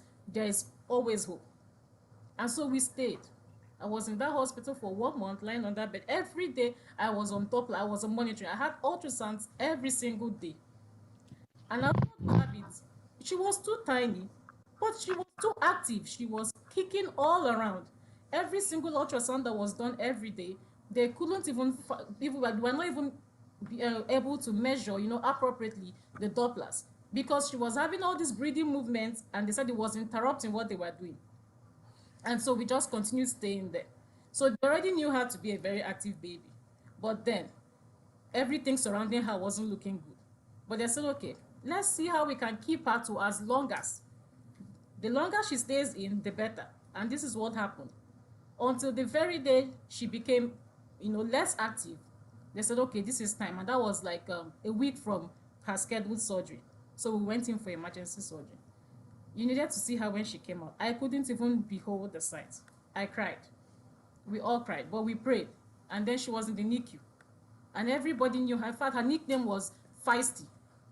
Because even as she was tiny, she was all bones, she was all lines and tubes. Even at that, she was just too active. She was, in fact, they had to try to contain her. They wrapped her so that she's not flinging her arms and her legs and all that, so that at least she could stay calm and gain some weight. You know, it was that bad. But God in his infinite mercies, you know, helped us, helped her. And at some point, those tubes were leaving her one by one. She was not on the vent. She was breathing on her own. You know, she was there feeding with the tube, and she started sucking. And they said she was a voracious eater, more than anyone they had ever seen. And she just kept eating and eating. You know, they didn't have to do any surgeries, no lines, nothing. It was just stay, gain some weight. And then we struggled with the reflux when we were about to be discharged. And it was all reflux. You can imagine we came home. I mean, residency, we all slept in the parlor for the next 3 months after she came home. Because you could put her down, and the next thing, she's choking. She was not mature enough to control anything. So she's choking. And that was why they didn't discharge her on time. But they sent us home on a monitor that would detect that she's choking. But the very second night, when I just put her down to sleep, and I was right there beside her, the monitor didn't pick it, and I was just hearing, you know, someone struggling. I jumped up and see she was choking. I began to suction. If not, she turns blue. It was that bad. And you can imagine, we slept in the parlor, I and my husband, and Yinka, who is here to help us. We were taking turns. I was going to work in the morning. I slept on the chair with her. She was always on my body. I slept on the chair with her, just to be sure that she's propped up, elevated, and wouldn't have reflux, and I'm sleeping and I wouldn't detect it. And then I would try to sleep and Yinka takes over. And my husband, all of us were in the parlor for 3 months after that. And with maturity, these things all went away, and by the grace of God. Amen. So when I see her now and looking at how she's developing, we go for appointments and she's just completing all the milestones. The only thing that she's small, which I know she would get, I am not bothered at all. How can't I say thank you? Yes, Lord. Amen. You would understand with me the level of the grace I had. It was like the deepest time, you know. But that grace, it was just that amazing grace. Yes. It was there for me from the beginning. Yes. After struggling with her, I can tell you I have not recovered. I drive to work in the morning. I am still crying for a reason I do not know. My body is just broken down somehow, and I am still trying to recover. Even until yesterday, for some reason, I am just not where I used to be. But I can only thank God, for it was grace that brought us this far. Amen. And I want to thank every member of my family. Amen. The support was out of this world. Yes. Everybody kept calling. Everybody kept encouraging. At some point, I would have given up. I was itching so badly, I couldn't function. I was itching even into my internals, my ears, everywhere. I couldn't function. But for some reason, You know, whatever reason God decided to love us this much and give us so much grace, the grace was there for us. And so today, I am proud to say thank you. You will not understand. You need to see how active this girl is. Ask Inka, she will tell you. She's sleeping. If not, she would have been all over the place. She's tiny, but she's too active for our liking. Yes. Not that we ever expected. And so we can thank God. Yes. You know, and I want to thank God. I was in residency, remember. It was just a dark time. I struggled a lot. God help me through it all. Amen. So for his grace, I just want to thank him this morning. Amen. Amazing grace shall always be my song of praise. Amen. For it was grace that bought my liberty. Oh, I do not know just why he came to love me so. He looked beyond my faults and saw my need. I shall forever lift my eyes to Calvary, to view the cross where Jesus died for me. How marvelous that grace that brought my falling soul. He looked beyond my fault and saw my need. He really looked beyond my faults and he saw my need and he brought us this far, and so we are very grateful. Amen. Amen. Amen. Amen. Glory be to God.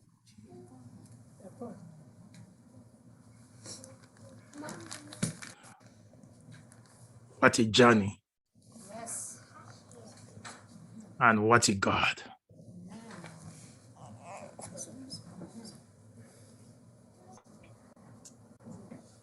I think today's lesson says it all.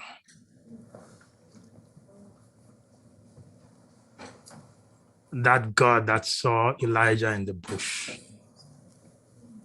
hopeless, helpless. But that God came there and said, arise and eat. The Argos. I come today also saying, though the enemy will want to bring you down, but just know that that God is still alive today. That bread, that cake that was baked right on that stone is still there for you. He will make it available, and he'll continue to make it available. And he says, arise, don't stay there.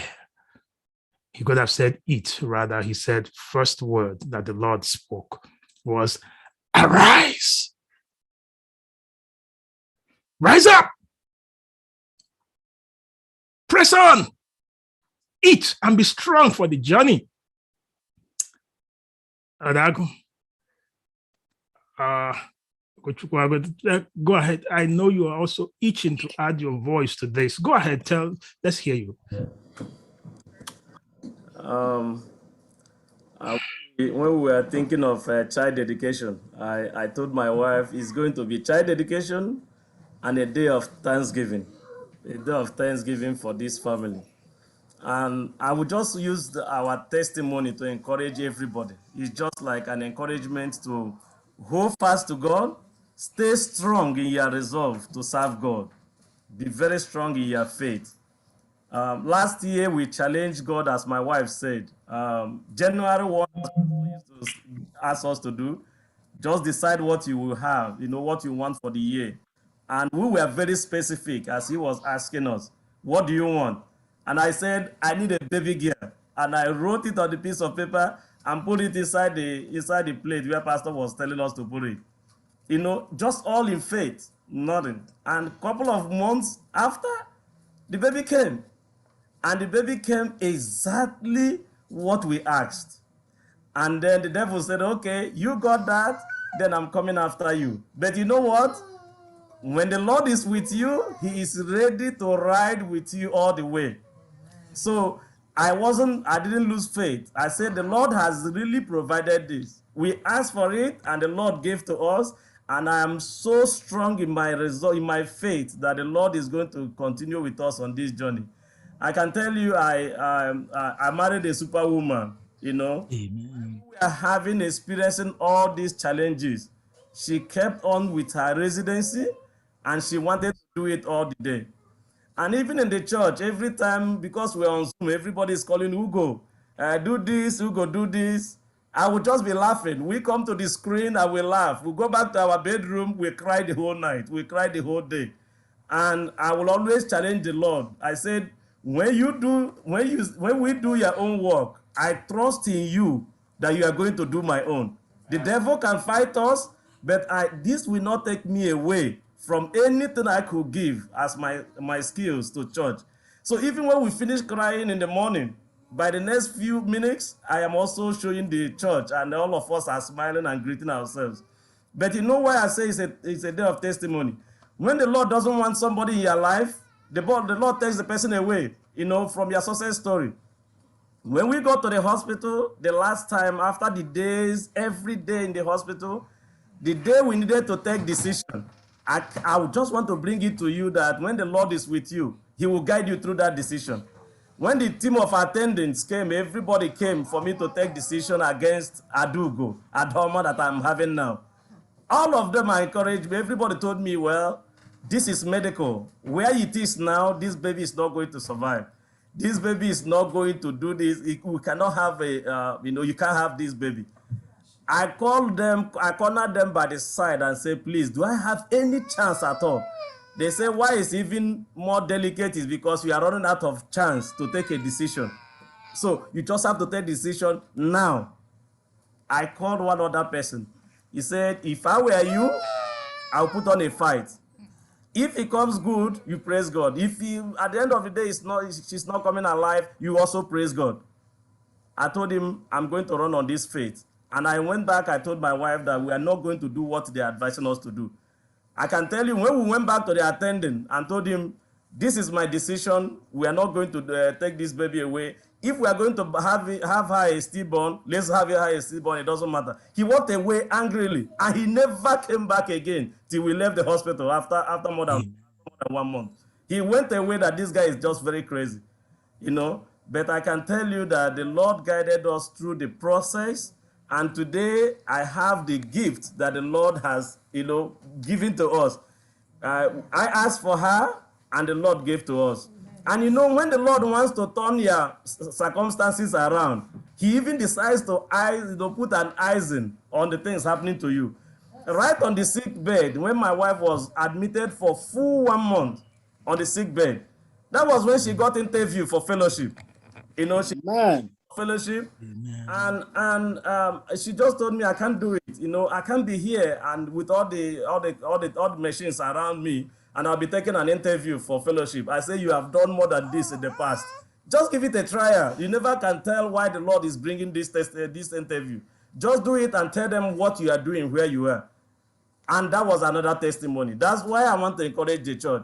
After that interview, the people told her that this is the kind of person we want. Amen. From this kind of situation, and you are on the sick bed, and you are willing to take this interview, is this kind of person, this kind of result. That's what I want. And today, she's in a fellowship program, in her program. So the Lord has turned the situation around, and has blessed our daughter. We gave back to her just with 1 pound, 10 ounces. But today, she's a grown woman, you can see. Very and she's no more the tiny, they used to call her. The Lord has been faithful. And I can tell you, whatever you are doing, when the Lord says, do my part, I will do your part, he is not playing. I can tell you a lot of testimonies about my life and why I have decided to commit all my time to service. This is one of them, and so many other ones also in future. I pray that as the Lord has blessed me, so many people were very helpful, especially Dr. Chida. You know, every minute of the day he was calling us, he even decided to call the attendants himself. He is a doctor also, an OBGYN. So he decided to equally call those people and say, what are you saying? What are you doing? You know, and so many, the church praying for us, all my friends praying for us, and everybody who has shown so much love and support. We just say, thank you so much for all what you have done. And the Lord will also visit you, every one of you, in your own challenges, whatever the situation is in your life. As the Lord has blessed us, don't think that the Lord will not remember you. He knows that you are also serving him, and in that your difficulty, he's going to visit you. May the Lord bless us all in Jesus' name. Amen. Amen. Amen. God is good. Our Lord is good. All the time. Yes. What a powerful, moving, inspiring testimony. And even in the midst of it, the Lord did not slumber, he did not sleep. Rather, all that they have asked of the Lord has been there providing, letting us know, and letting you, Elder Agho, and your wife to know, and the family to know that I gave her to you. I will sustain her. I will make her strong. And she is under my wings, under my care. What a powerful resolve, and what a God we serve. And as he has rightly said, I don't know what you are going through, but the Lord who did it for them will also do it for you. And what a day. I can see the whole family gathered here, and you can even see our own Elder Matthew seated right there. But let me switch my camera over to the grandparents. And Michael agụlụ onwe ya na nwanyị agụlụ onwe ya Noanga ha onye ọma na-eme mma eme n'anya mma taa. Jehova onye na-akpụwa anyị ọnụ ọchị, n'ihi na ọ sị anyị ga-ekpụwa anyị ọnụ ọchị. Ahụla m otu njide akpụkpụ ọnụ ọchị. N'ihi Jehova dere anyị ezi mma n'ezie. Ahụkwala m our own elder John Agho, how am I missing your own name? Arungwa. Because Onochi and Jugo no for the Mokwago Tigi Pocha Hande called, and our own church member Elder Mporo Lalawa Ambo Mrs. Arungwa. Jehovah nare ekele anyị niile nzukọrọ nga na anyị atawa. Elder Agho, biko tupitu m wazụ otu Jehova njiri kpụwa gị ọnụ ọchị. Tupitu m ya ntakịrị nọ. Obi ndịgbamụta ahụ n'ụbọchị kịta n'ihi ihe anyị na-anụkwara ebe a banyere Ugochukwu na nwunye ikwupụta mmanwụ n'ụlọ ukwu Chineke ịgọzi ya. Enwere m obi ụtọ n'ihi amụọla ụmụ nwoke dị nke ga-abụ Ada Ebata. Ọ mgbe m si gụọ ya Adaọma Ugochukwu.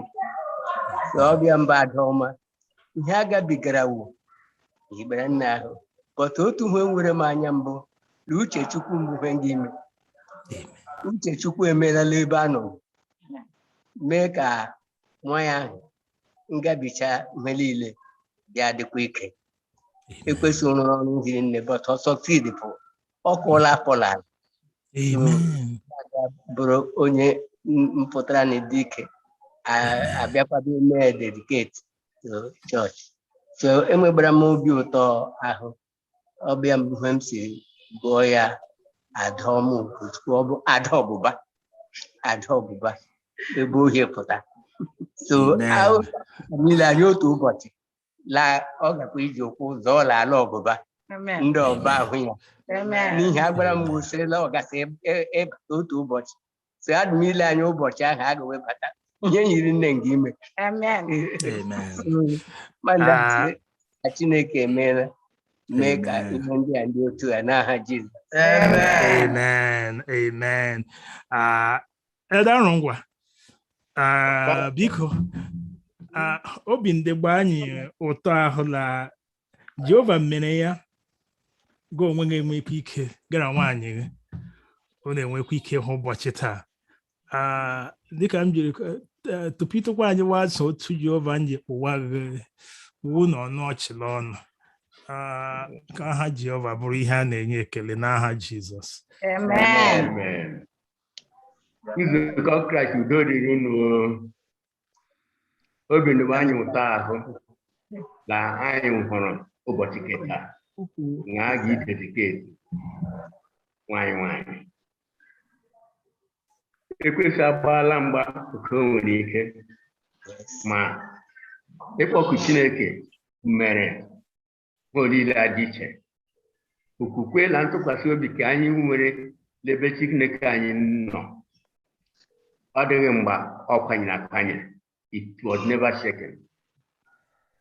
We had the faith that God will not allow any of my children, my generation, to die before me. And I continue to call on him and say, God, this is one of them. And your promise is that none of them will die before me. This one will also live. And today, I'm very happy that she is being dedicated today to God's glory. God has done it. Let us all have our faith in the Lord and trust in him. Have confidence in him. Claim his promises. He will come to pass to you. As long as you serve him with all your heart, you will not waver. Hold him at his promises. We will do it. I'm so happy that today everybody is rejoicing over the Vienna. Glory be to God. Thank you and God bless. Amen. Amen. Amen. Amen. Amen. You see, the fathers, they have spoken. When I said that, I'll do time Jamie Chairman, didn't you can go see Mrs. Ago, Biko, nyetụkwa anyị nwa mpekele ekele nnọọ. Chineke megbaala m hụma ahụ. Chineke mere hụma hiri nne. M gụrụ nwa ma mbụ Uruchi. N'ihi na nwunye nwa m gabigara ọtụtụ ihe. Mana Chineke emeela ka ọnụ ọchị ngwa anyị niile. Ndị ekele Chineke n'ihi na Chineke arụọla m ọrụ ebube hiri nne n'ebe a nọ. Dịkwa na-arịọkwa ngọzi Chineke n'isi ha. Ugochukwu la ụmụaka Ugochi nyere la ụmụaka ka Chineke nwere ngọzi ka o ji bụrụ chi gọzie ewe niile n'aha Jizọs. Gọziekwa chọọchị ka ọ nọ n'ime ya. Ndị niile nyere aka tụziela ya aka. Onye nwe anyị arụ oke kacha mma. Ọbịa mbụ hụ m si nwee obi ụtọ hiri nne ịnọ taa bịa ahụhụ ọma ka Chineke m mere m. Manda agụkwara ya nwatakịrị uri m sị Chim emeworo m ihe ọma. Chim emeworo m ihe ọma. Chim emeworo m ihe ọma. Bulie ya elu. Amen. Amen. Amen. Yes. Chioma o mewokwa ya ọzọ. Chima emeworo m ihe ọma. Ọ bụ na ya njeme ya. Onye nụrụ olu ya gbuo mbụ Florence Agụ Nneke Ojukwu Agụ. Na-abịa tụfetakwa ebeke Sister Gladys Arungwa. Like mother, like Mrs. Yeah. So Sister Gladys, welcome to church. Membership wonga here. Chetakwa lichefu ngwa. Tupitukwa mbwazo to Jehova njiri mengi ya no. Nzukọ Chineke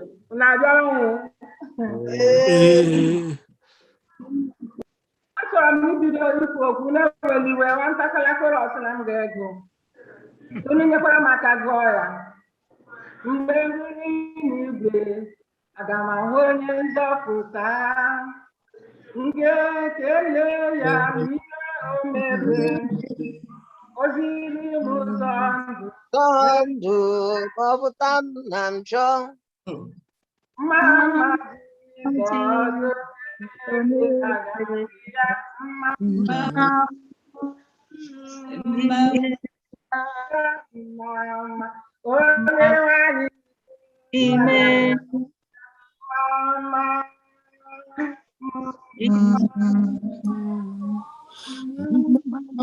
Jizọs.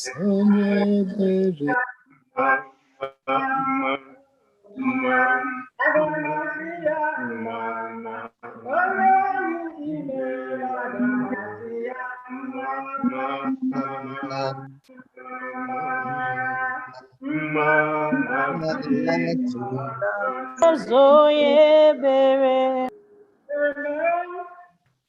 It has been God alone. Our God is faithful and does not disappoint those that trust Him. Yes. It has been Him alone because if you are in the medical world and you heard what happened, you will know that you will have fear in you. There's no way you can have rest of mind. As I was here and my daughter called me and told me what happened, I will be the one to die before them because my mind was not with me. Every minute of the day, I'm calling to know how she's feeling. But at a time, my husband called me, why am I worrying myself? When somebody is in the hand of God, that person will not fear. That person should not fear anything. If God has allowed that baby to come out at that moment, that baby is going to survive. So we are just praying for survival after that. I want to thank God immensely that He gave this man and the woman, that Ugochukwu and Chinyere Ago, the mind to trust God that that baby will survive. Because initially, I know that many people are saying that they should terminate the baby. They were all saying that they should terminate the baby. I was having fear in my mind. I said, what? How is this baby going to survive? But at a time, when I see that the husband and wife have that faith in God, I relax my mind. I say, God, to you be the glory. So sometimes I will sing, sometimes I will say, God, into your able hand we commit everything. Let your will be done. To my own greatest surprise, the day she was admitted, I said, God, is that how it is? How can this baby come out at this moment that that baby is not up to 1 kg? I have not seen it in the hospital that a baby of below that will survive in our side here. That baby survives because of God and because she was over there. If it is in Nigeria, that baby will not survive because they will not even dictate what has happened to the baby. And to God be the glory. It happened that young man just merely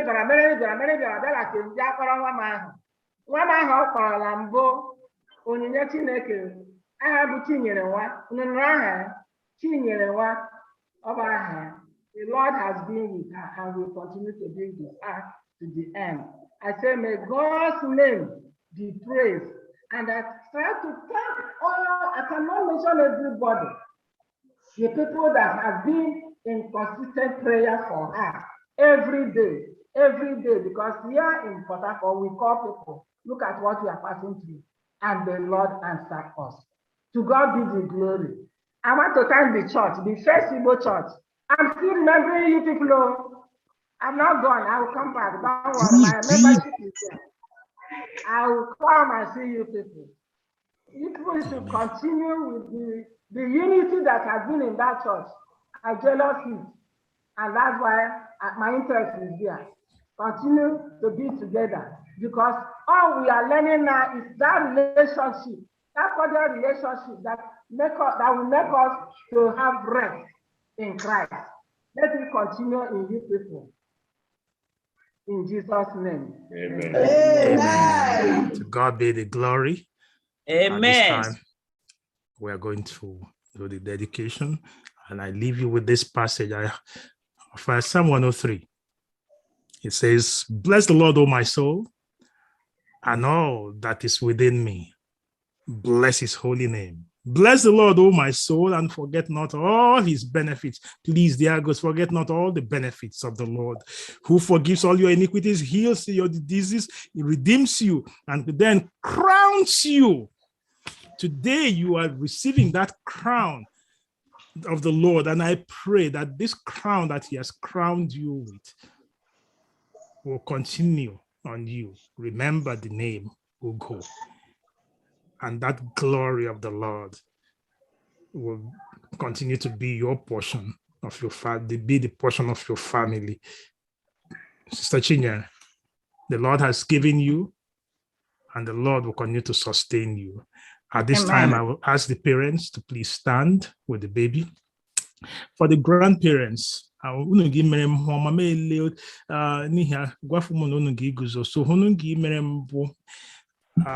me see. Please, I just need you to put your hands and stretch them out. Biko, stretch your hands out. So,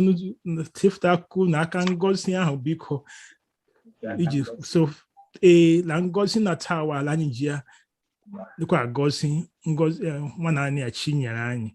And for every one of us, at this time, we are all going to join in place with your head bowed, because her name, just like we have heard, it's a very big look. While I was going through the name, it came up. She's a cardinal star, a card. Why do I call her card? Look at it, Chinyere. C for Chinyere, A for Adugo, A for Adhoma, D for Davina. Card Ugo. Ago, a cardinal in the house, not only of the Ago family, but in the house of the Lord, in the community and in the world.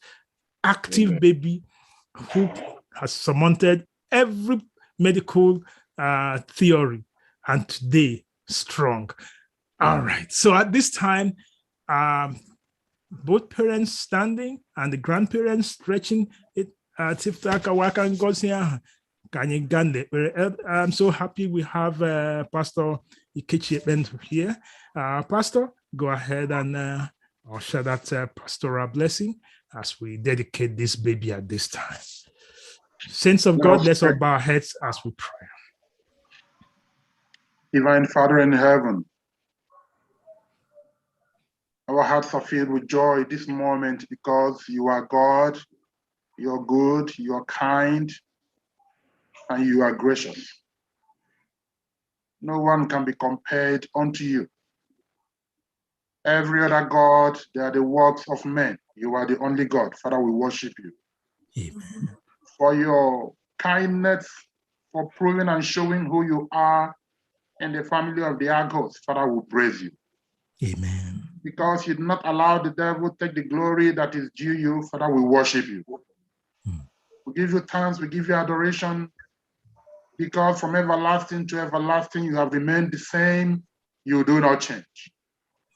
Today, Lord, we bring this baby before you. From the conception of that baby to this point, you knew it all. And you were completely in charge.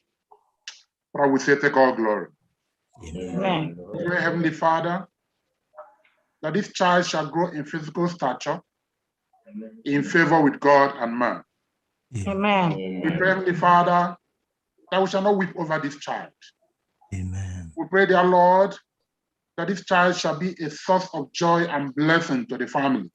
Amen. We pray, Heavenly Father, that all the parents required to train this child shall be provided for you by you. Amen. We ask, Heavenly Father, that your Holy Spirit will continue to abide in them, with them, by them, around them. that this testimony today shall stand forever. Amen. Laughter shall not cease. Father, upon this we ask and dedicate this child to you today in the name of the Father and of the Son and of the Holy Spirit.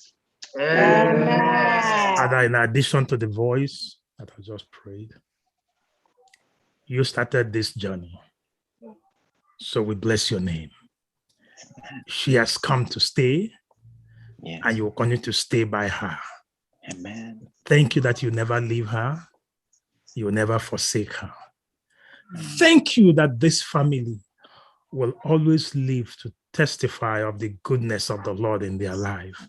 Amen. Thank you that just as they have made that promise today, that they will serve you all the days of their life. Please, as they serve you, thank you that you will also meet them at their point of need and lift them up to higher ground. So, Father, at this time, as they lift up this baby, please raise the baby up. She's been lifted up to you. Thank you that this is your gift. And unto you now, we now dedicate her, saying, thank you for giving her to us.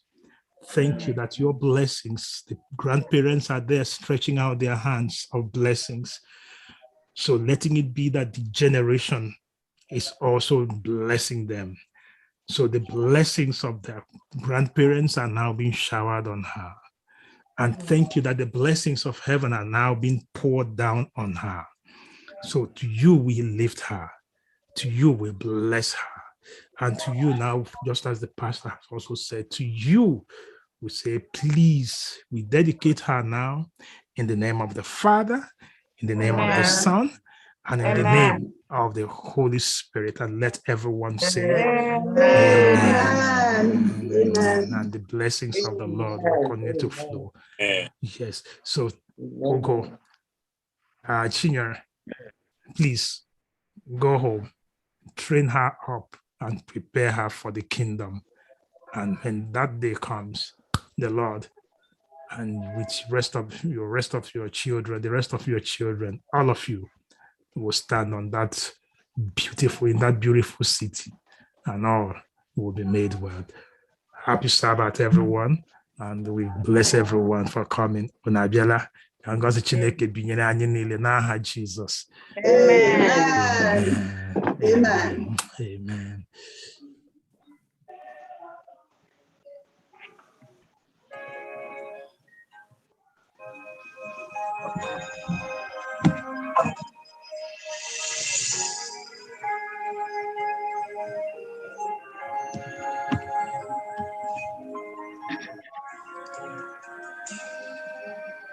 The army of Judah was paralyzed by fear, and they had a mighty multitude was quickly growing near. But as they prayed for deliverance, the victory will begin. For when we call upon the Lord, we summon all of heaven. Yeah, for you are who the Lord is looking for. Yeah, for this we will tear those mighty strongholds down. Stay on your knees, for this is where the battle is won. Very soon you'll win the victory. Pray on.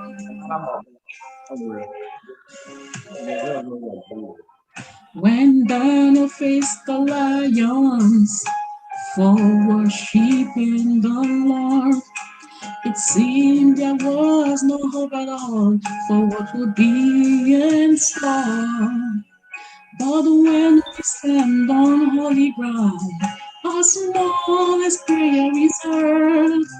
Instead of honor circumstance, our eyes are on the Lord.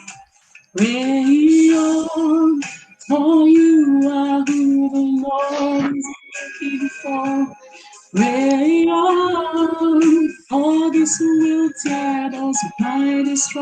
falls down. Stay on your knees, for this is where the battle is won. Very soon you'll win the victory. Pray on. When your questions go unanswered and your prayers may seem in vain, they don't seem to make a difference. They don't seem to make a change. Just rest assured God knows your needs, and He hears each time you pray. Your prayers are reaching heaven, and the answer's on the way. Pray on, for you are who the Lord is looking for. Pray on, devil's mind is strongholds down. Stay on your knees, for this is where the battle is won. There's no better place for you to be than seeking your Father prayerfully. Very soon you'll win the victory. Pray on.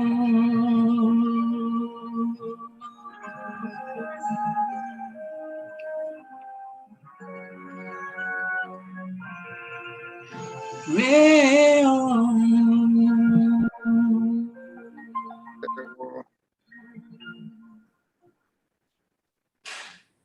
Amen. Very soon, Amen. amen. Very soon you'll win the victory. Pray on. That is where the battle is won. Pray on. Press on. Hold on. Don't give up. Don't give in. Saints of God, arise. The Lord will grant you your victory. Praise the Lord. At this time, we'll transition over back again into the divine worship, and we'll have the call to worship again. Thank you, everyone, for coming. Press on. Pray on. Your victory is sure and certain. God bless us all. Thanks for coming. Go home. Tell of what the Lord has done. Blessed be His holy name. Happy Sabbath. And Pastor Ike, what a joy to have you with us today. And we pray that the Lord, as before, will also use you as He will minister to His people today. You are welcome. God bless you. And I hope the family, everyone is here. Yes. All right. At this time, Sister Adama Ebere, let's have the call to worship. Let's have affirmation of faith. And please, each one of us, as much as possible, let's remain reverent before the King of Kings and Lord of Lords. Happy Sabbath. Happy Sabbath, church. Happy Sabbath. We'll take our affirmation of faith from Psalm 91, verse 1 and 2. He that dwelleth in the secret place of the Most High shall abide under the shadow of the Almighty. I will say of the Lord, He is my refuge and my fortress. My God, in Him will I trust. Call to worship. Our call to worship will be taken from Revelation chapter 14, verse 6 and 7. Verse 6, and I saw another angel fly in the midst of heaven, having the everlasting gospel to preach unto them that dwell on the earth, and to every nation and kindred and tongue and people, saying with a loud voice, fear God and give glory to Him, for the hour of His judgment is come, and worship Him that made heaven and earth, and the sea, and the fountain of waters. With this wonderful word of God, I call the church to worship. Spirit of the living God, fall afresh on me. Spirit of the living God, fall afresh on me. break me, melt me, mold me, and fill me. Spirit of the living God, fall afresh on me.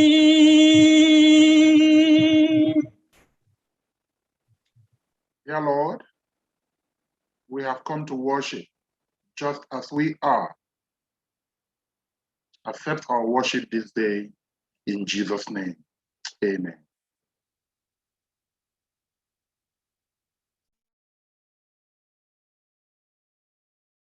Happy Sabbath, church.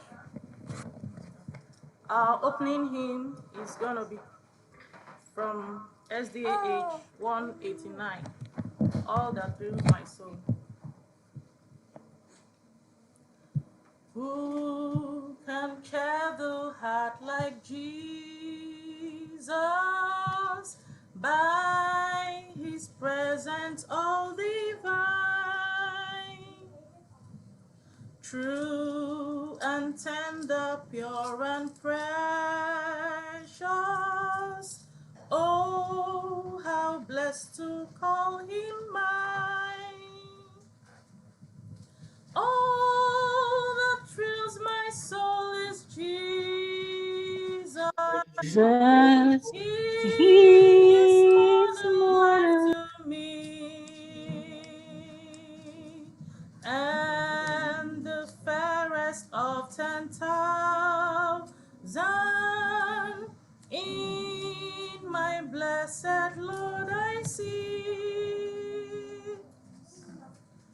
Love of Christ so freely given, grace of God beyond degree, mercy higher than the heaven, deeper sea. All that thrills my soul is Jesus. He is more than life to me. And the fairest of 10,000 in my blessed Lord I see. Every need his hand supply, every good in him I see. Oh, his strength divine relying, he is all in all to me. All that thrills my soul is Jesus.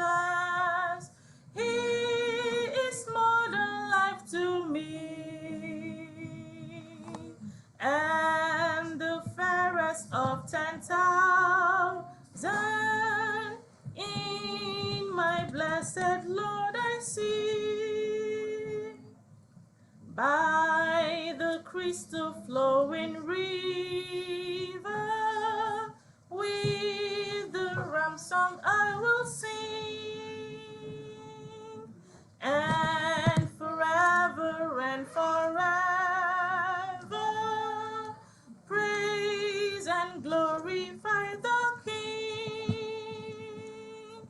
All that thrills my soul is Jesus. He is more than life to me.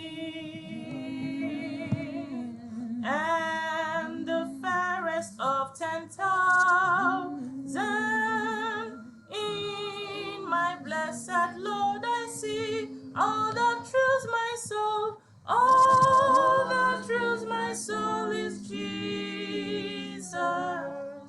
He is more than life to me. And the fairest of 10,000 in my blessed Lord I see. Amen. The Bible reading will be taken from Mark 4, verse 35, King James Version, and it reads, And the same day when the even was come, he said unto them, Let us pass over unto the other side. May God bless this reading in Jesus' name. Amen.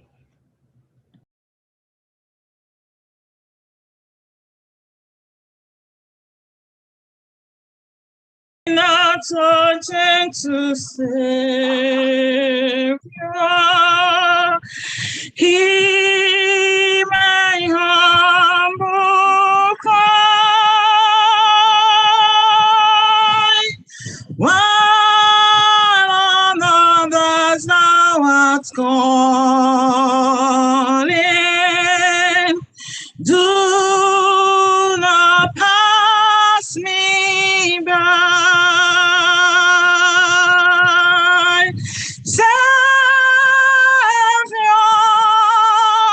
Savior, hear my humble cry. While on others thou art calling, do not pass me by. Amen. Amen. This is the time we have to seek the face of the Lord. This is the time we have to present all our needs, all our cares into the hand of God. So those of us who are able to kneel, should kneel. And as I sing this song, I want each and every one of us to bring our concerns, our requests, our thanksgiving to the throne of grace. May we close our eyes as I sing this song. I need you, all of us, to present whatever that is bothering us, whatever thing we need God to do for us before his throne of grace. Sweet hour of prayer, sweet hour of prayer, that calls me from a world of care and beats me at my Father's throne. Make all my wants and wishes known. In seasons of distress and grief, my soul has often found relief, and oft escaped that tempter snare by thy return, sweet hour of prayer. The Lord is my shepherd, I shall not want. He makes me to lie down in green pastures. He leads me beside the still waters. He restores my soul. He leads me in the paths of righteousness for his name's sake. Yea, though I walk through the valley of the shadow of death, I will fear no evil. For you are with us. Your rod and your staff, they comfort us. You prepare the table before us in the presence of our enemies. You anoint our head with oil. Our cup runs over. Surely goodness and mercy shall follow us all the days of our lives, and we shall dwell in the house of the Lord forever and ever. Amen. Our Father in heaven, hallowed be your name, your kingdom come. Yours will be done on the earth as it is in heaven. Give us this day, O Lord, our daily bread, and forgive us our debts as we forgive those of our debtors. And do not lead us into temptation, but deliver us from the evil one. For yours is the kingdom, and the power, and the glory forever and ever. Amen. May God bless us in Jesus' name. Amen. Yeah,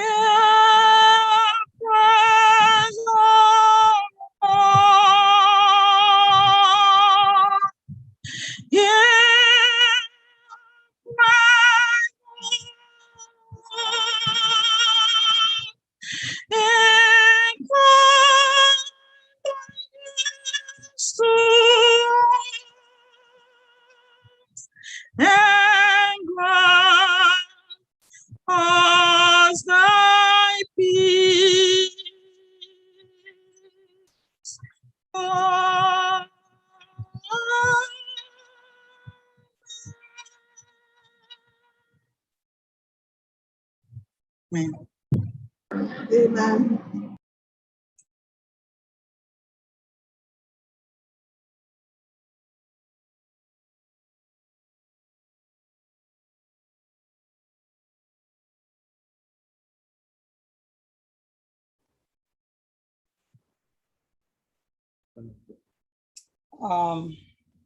Okay. Happy Sabbath, church.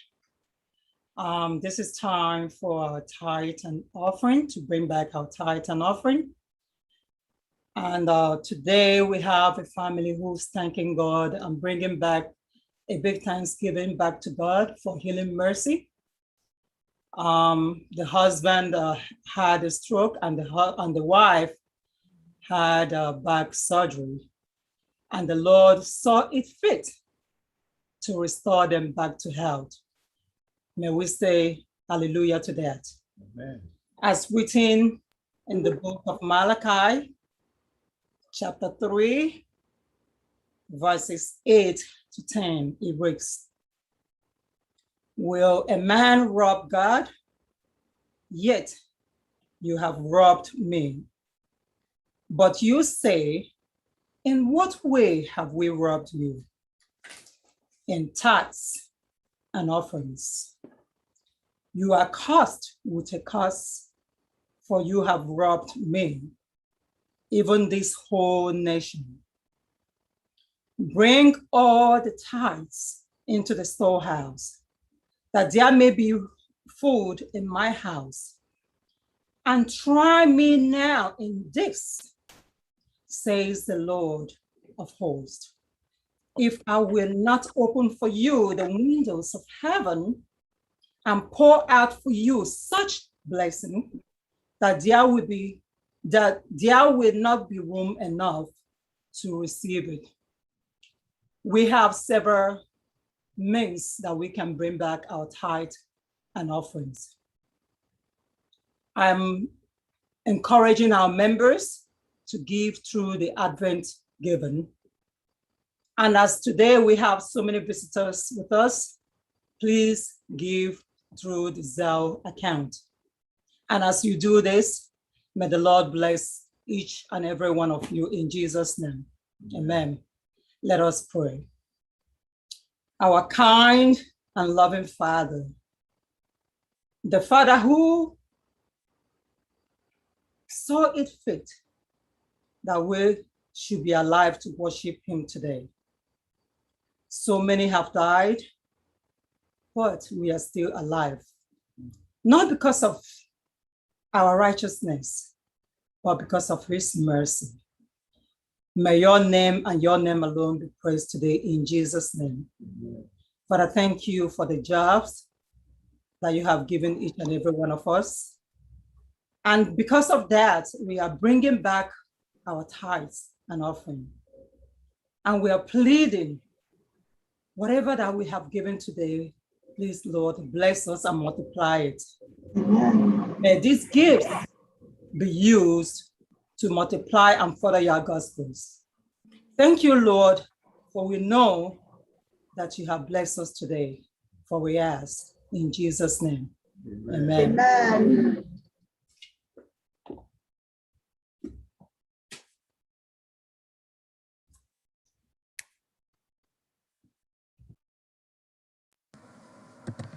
Amen. 1 second, please.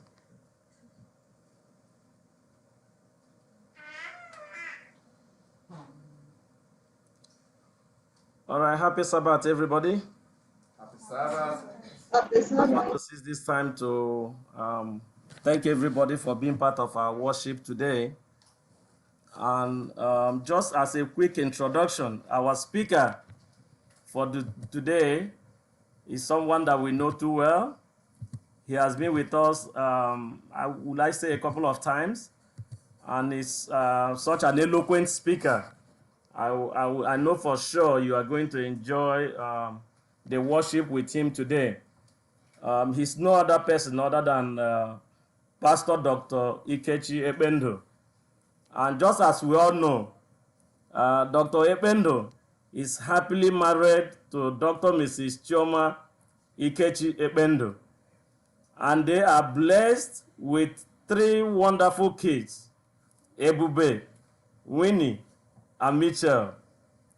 Pastor Ekpendo, that we know very well, has been in the ministry for the last 21 years. And just an addition to what he does in ministering to us at the pulpit, he's also a marriage counselor. He's a child advocate. And he is also a great evangelist. I used to know him as at the evangelist at the Union evangelist, the old Nigeria Union mission. He was the evangelist and had preached in so many public crusades.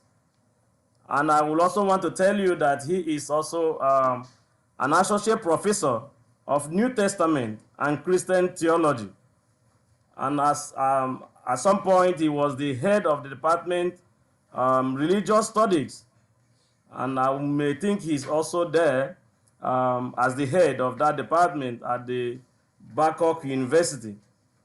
Above all, he just wants us to know that he is just a child, a servant of God.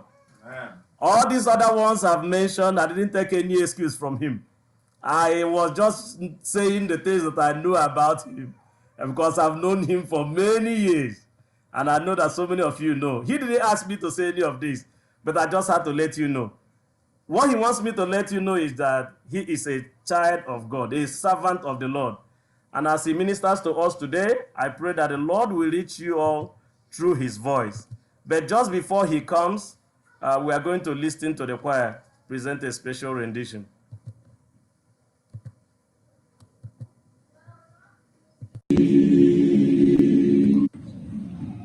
If you see how much money, that's what I'm saying. I said they do, so most of these people, they do work without, they don't pay tax. They do laborer work.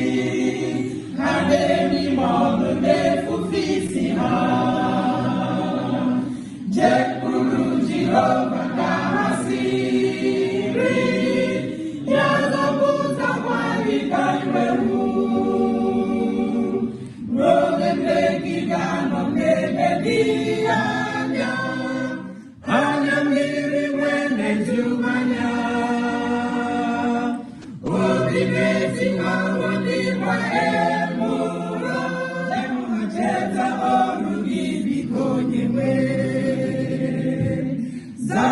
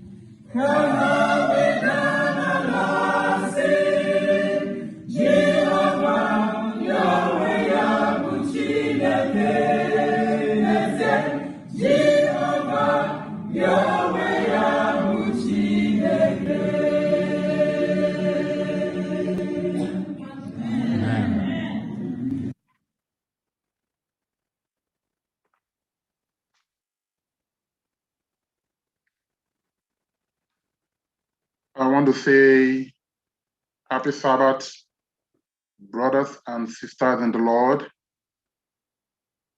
It is my wish that the Lord will bless us today abundantly in Jesus' name. I want to thank the pastor for the privilege to discuss God's word with you this morning. Thank you for your prayers. A couple of times he called and we prayed together. I pray that the Lord will bless you. I want to thank my friend who mandated me to be here this morning.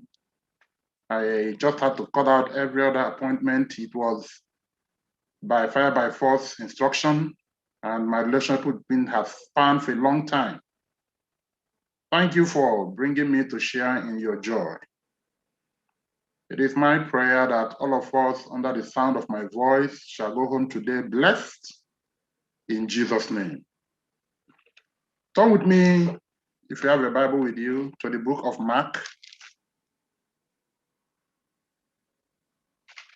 The book of Mark, chapter 4.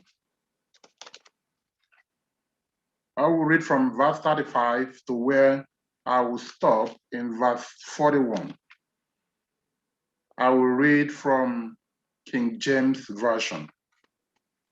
Mark chapter 4, from verse 35 to 41.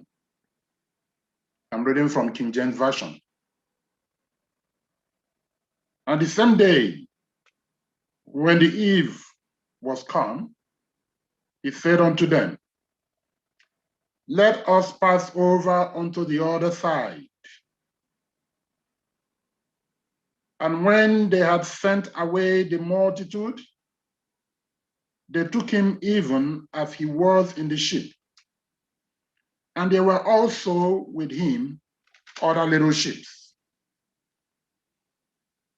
And there arose a great storm of wind, and the waves beat into the ship, so that it was now full. And he was in the hinder part of the ship, asleep on a pillow. And they awake him, and say unto him, Master, carest thou not that we perish? And he arose and rebuked the wind, and said unto the sea, Peace, be still. And the wind ceased, and there was a great calm. And he said unto them, Why are ye so fearful? How is it that you have no faith? Verse 41. And they feared exceedingly, and said one to another, what manner of man is this, that even the wind and the sea obey him? May the Lord bless the reading and hearing of his word in Jesus' name. The question is, what happens when it appears that all hope is lost? What happens when human wisdom fails? What can God do when the devil rises to fight? What can God do when our physical strength fails? The answer is simple. Divinity will speak and the power changes hand. For this morning, let us look at when divinity speaks. When divinity speaks. Shall we pray? Father, anoint my lips, that the words I shall speak shall be words of life. That you will speak to someone's situation this morning. That someone under the sound of my voice shall experience you speak. And that one shall surely maintain a peaceful life. Speak through me. Make me articulate, that the words of my mouth shall be acceptable before you. I pray in Jesus' name. Amen. When divinity speaks. In the context of this sermon, divinity is a state of being divine. It denotes God. In the Hebrew culture, it is simply Elohim, meaning he is the power. Speaking is just a verbal communication of asserting authority. And when, just at the point in which it happens. Therefore, when divinity speaks, implies the time, the point in time or moment when God, the final authority, the Alpha and the Omega, the mighty one in battle, takes charge and expresses what he feels in the spiritual realm, and it is made manifest in the physical realm. And at that time, each time he speaks, power changes hand. I want to tell Ugo and the wife this morning that God was just behind the curtain, waiting for that time to come in. God was simply behind the curtain, giving an instruction right from the conception of that child to the time that child was born.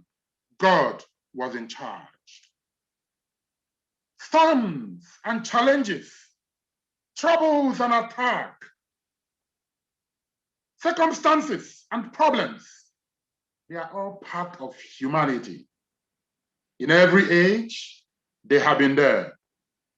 Each time we look for peace. Each time we want to experience freedom and satisfaction. But one thing has remained clear. In every of the trouble, every of the challenge, every of the temptation that the enemy brings our way, we simply pass through it. We don't stop in it, we pass through it. It might look difficult, yes. It might appear immovable, sure. It might seem there is no way out of the situation. But divinity speaks at the right time. He is never late in any appointment. The problem is that when we do not understand that he is in charge, we try to use our human ideology to come into play in what he knows how to do best. I just want to remind us that victory don't come easy until he speaks. Earlier in the week,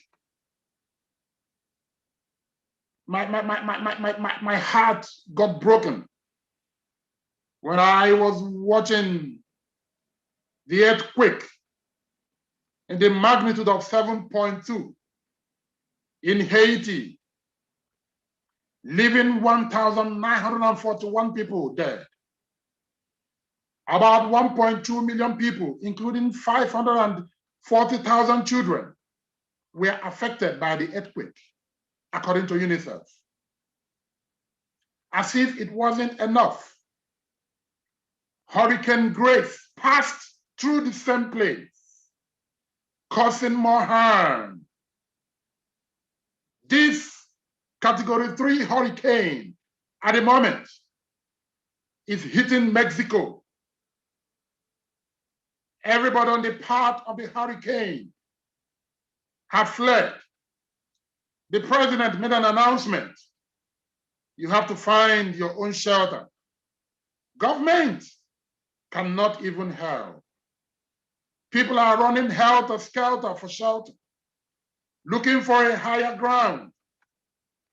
This strong wind will continue to batter Mexico for the next few days.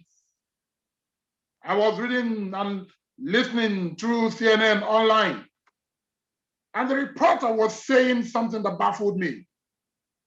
He said that there would be an 18 inches mudslide. That means that many shall be rendered homeless. Thousands are already running. One of my friends in Mexico called me yesterday and says, Ike, if there is ever a time I need God, I need him now. He was feeling that all hope was lost. And I told him something. It doesn't matter what you are passing through. Divinity will speak and the power will change hands. Shortly, he called me and said, you know what? I am still in my house. I said, what happened? He said, for some reasons, I stay on the pathway, but for some reasons, the hurricane passed by me. I am still in my house. When people appear to be helpless and hopeless, desperate and dejected, depressed and downhearted, it reminds me of the storm on the Sea of Galilee. When Jesus himself was in the boat, yet the storm came. And the disciples were afraid, and they screamed, Master, hearest thou not that we perish? Maybe I need to give you a little background about why the disciples were actually afraid, irrespective of the fact that Jesus was there. In Galilee, the storm that comes into the Sea of Galilee comes unannounced. Because it stays in the valley between two hills, the air comes with a very difficult blow that it makes the wind to hit the sea. And each time this storm hits the sea, any boat that is there has only 2% assurance of survival. And each time this storm hits that sea, people die in their thousands. The funny aspect of it is that it does not announce the time that it comes. You can just be in the sea and the storm will come. Storms and challenges of life do not announce its arrival. Challenges and troubles of life come unexpected. The Bible says that the disciples of Christ were with Jesus. Remember that it was Jesus himself that invited them and said, come, Let us go over to the other side and rest a while. If Jesus was the originator of that tree, if Jesus knew all and everything, Jesus knew that his time was going to come. Jesus knew that his time in the Sea of Galilee is hell. Yet, at that point in time, he said, come, let us move over the other side and rest a while. Dearly beloved, I don't know the challenges that you are passing through. It is not an accident to God. I don't know the troubles that come to you. It is not unplanned. He knew it. And already he had made a plan of escape and peace for you. The Bible said at that time, the disciples of Christ were in the ship and the storm came.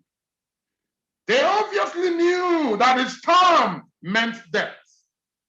They knew that the storm meant destruction. They knew that the storm meant havoc. They knew that the storm meant ruin. They knew their life was at stake. Little wonder. The disciples, I could imagine, tried to bail away the water that had already entered the ship. The disciples, I could imagine, tried to do everything possible that they could do before they realized and remembered that Jesus was in the boat. Dearly beloved, don't you think that sometimes we play God? Don't you think that sometimes what God is supposed to do is what we try to do and we call him last when we are supposed to call him first? Sometimes don't you think we forget that Jesus is still in the boat? The disciples, after doing and trying every human effort, after every attempt to do their best according to their understanding, after all they did, instead of the calm coming, instead of the storm stopping, the storm was raging. The tempest began to grow. And they went back to Jesus. And Jesus was busy sleeping. Even at the midst of the storm, Jesus was sleeping. And the disciples couldn't hold it. They went to him, Master, Master. At this point, they were not whispering. At this point, they were shouting. And there are some times when you have to shout for God to hear you. And there are some times when challenges pushes you to the wall and you have to shout, I need help. Have you been in a situation when everything around you tries to make you feel that there is nothing you can do? The disciples of Christ were in that situation. They were not calling him didaskalos, teacher. They were calling him episcopus, the one in charge, the overseer, the one that had all authority. Master, carest thou not that we perish? On the other hand, don't you care that we die? On the other hand, are you not concerned about the situation that we are in? And you are busy sleeping. At this point, they were confused. Dearly beloved, I want to let you know something. When the devil waits for us outside to bring the storm and we remain inside the boat with Jesus, he brings the storm inside the boat. That we are Christians does not make us immune to challenges and trials of the world. That we are Christians does not make us immune to troubles and difficult situations. But one good thing about being a Christian is realizing that Jesus is still in the boat. And because he's in the boat, there is always a solution to every challenge. Master, are you not concerned? Does it not matter to you? Don't you care if we perish? Don't you care if we die? In another way, the question was just simple. Does Jesus care? The answer is in affirmative. Oh, yes, he does. Then you'll be tempted to ask me, then if he does, where was he when I got into this challenge? Where was he when troubles and difficulties wanted to blow me off? Where was he from the first day when this child was conceived? He had every power to do everything. The Bible says that nothing is impossible for him. The Bible says he specializes in things that are impossible. If he is God and he cares and he loves me, why must I pass through these problems? You have to pass through them so that you learn to know that when Jesus is in control, even the devil cannot touch your life. Dearly beloved, the Bible records that immediately they called on him, he stood up. At the mention of that name, Jesus, he is as close as it. When Jesus steps in, situations are turned around. When Jesus steps in, trials turns to testimony. When Jesus steps in, everything that appears to be confused gets in shape. It is beyond human understanding. Jesus stood up, looked at the sea. But by my sanctified imagination, I could see him look at the sea and smile and said to himself, even my disciples don't even know I have the power over the storm. And he looked at the storm and he simply spoke without shouting, peace, be still. The Bible said instantly there was a reversal of every storm. Instantly there was calm. Instantly power changed hands.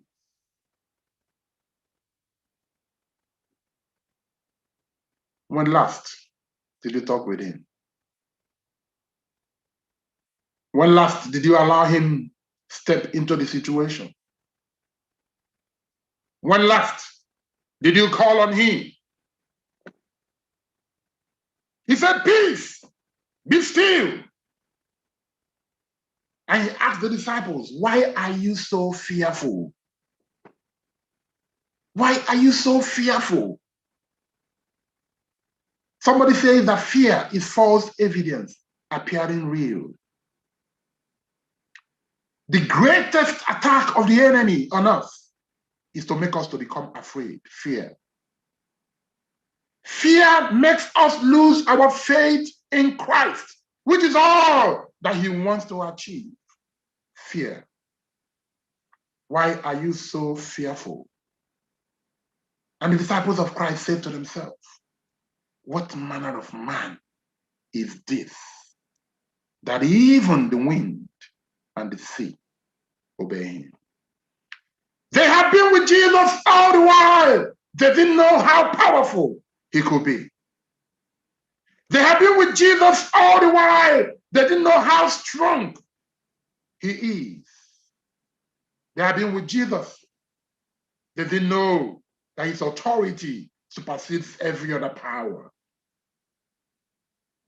Dearly beloved, the disciples were as safe as when Jesus was awake, even when he was asleep. Most of the time, life seems like a relentless voyage from one storm to the next. Fear grips. Most of the time, life makes us believe that there is nothing we can do on our own. Most of the time, challenges of the enemy raise its ugly face and makes us want to believe that the Lord cannot save. My dear friends, I don't know your experience. I don't know who I am speaking to. I don't know what you are passing through. The Argos family is a witness that when divinity speaks, nothing ever remains the same. Popular opinion does not count. Medical opinion does not matter. When divinity speaks, all protocols are put on hold, and power will change hand, and peace shall be restored. Does it sometimes seem to you that God is ignoring you when you need him most? Has the trial you've gone through made you stronger spiritually, or make you feel, where is God? Do you feel that Jesus should keep you from those trials? When was your faith tested last? Why does God let us suffer trials if he loves us? He is doing it for a day like this, when you shall stand to testify. I declare upon everyone under the sound of my voice that the day of your testimony has come. I declare to everyone under the sound of my voice that divinity is speaking to that situation today, and you shall testify. I declare upon everyone under the sound of my voice, it doesn't matter how difficult the storm has been. It doesn't matter if the storm has entered the boat. It doesn't matter if the storm is about to capsize the boat. Jesus is still in control. I don't want to bore you with his track record. When he speaks, something happened. In the creation of the world, he said, let there be light, and there was light. When Jesus met the demon possessed, he simply said a very simple word, come out of him. And immediately the demons left. That is my Savior. When the blind saw him and cried, Son of David, have mercy on me, he asked the question, what do you want? And he simply said, that I might receive my sight. Instantly, he received his sight. When Jesus met the man at the pool of Bethesda, he simply told him, take up your mat and walk. And instantly, he took up his mat and walked. When Jesus met the untimely death of a young lady, he had empathy and looked at the funeral procession and looked at the girl and said, young girl, Talita Kumi, young girl, arise. And immediately she came back to life. The popular song that is written everywhere simply says, what God cannot do does not exist. My dear friends and brothers, time will not permit me to list the track record of my King and my God. Time will not permit me to go through all the things that he has done. But I know something that is clear. Jesus is still in the boat of your life. When trials comes, he is the master of every trial. When temptation comes, he is the one that takes care of every temptation. All we need to do is to completely surrender to him. All we need to do is to give in to him and say, Lord, take over and be in charge. Just as he spoke in the Sea of Galilee, just as he spoke to the wind, just as he stood up and things changed, just as he opened his mouth and power changed hands. I declare this day, all of us passing through any sickness that is making us feel sad and down, peace be still. To every family that is passing through any challenge, peace be still. To any family that is going through all the adolescent challenges of our 21st century, I declare peace be still. To everyone passing through economic crisis or challenges, peace be still. To all that the doctor has written up and saying there is no hope, I assure you, the divinity is speaking now and power is changing hands. I declare there is hope. It doesn't matter how long that situation has been, there is hope. It doesn't matter what medical doctors have said, there is hope. It doesn't matter what you feel in your mind. Give God the steering to drive, and there is hope. Jesus is showing up and is saying, peace be still. All protocols are being put on hold.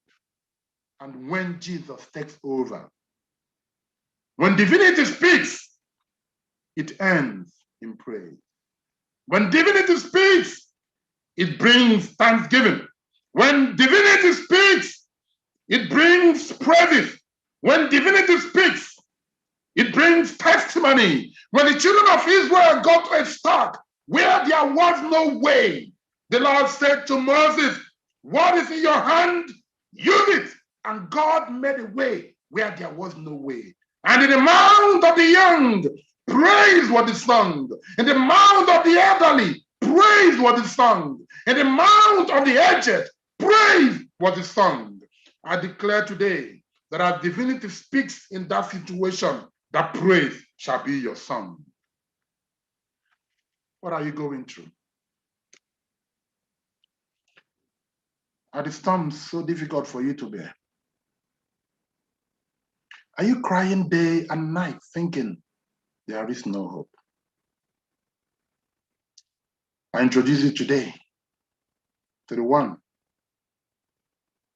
that changes every situation. I introduce you today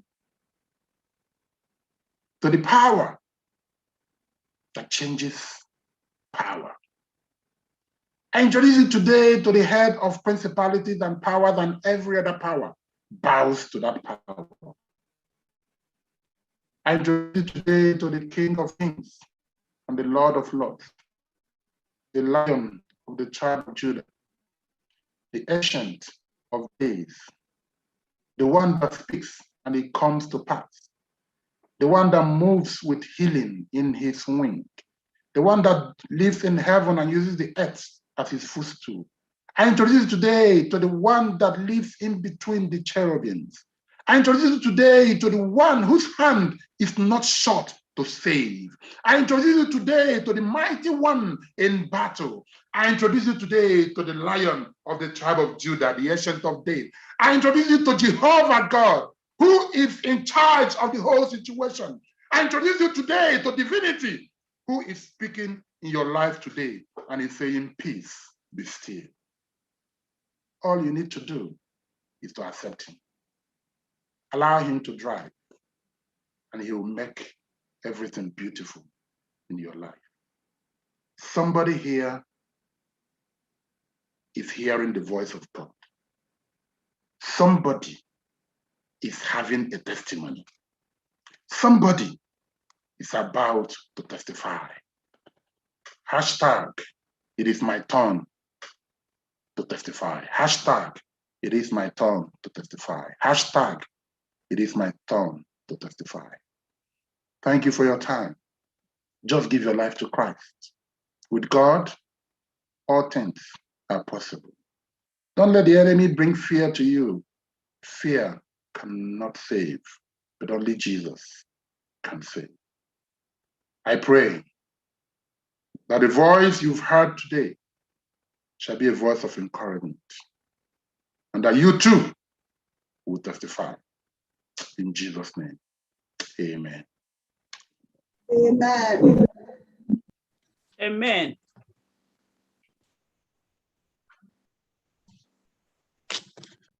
Amen.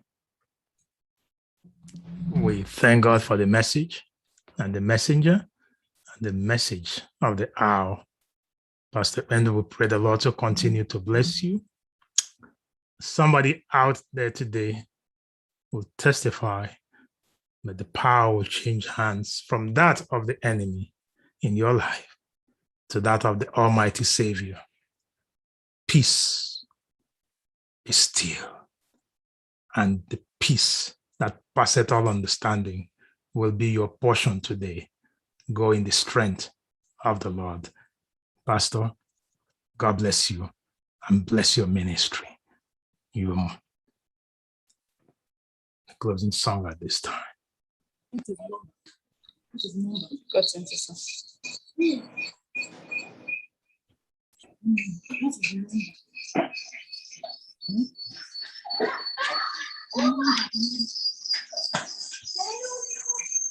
Chapter 6.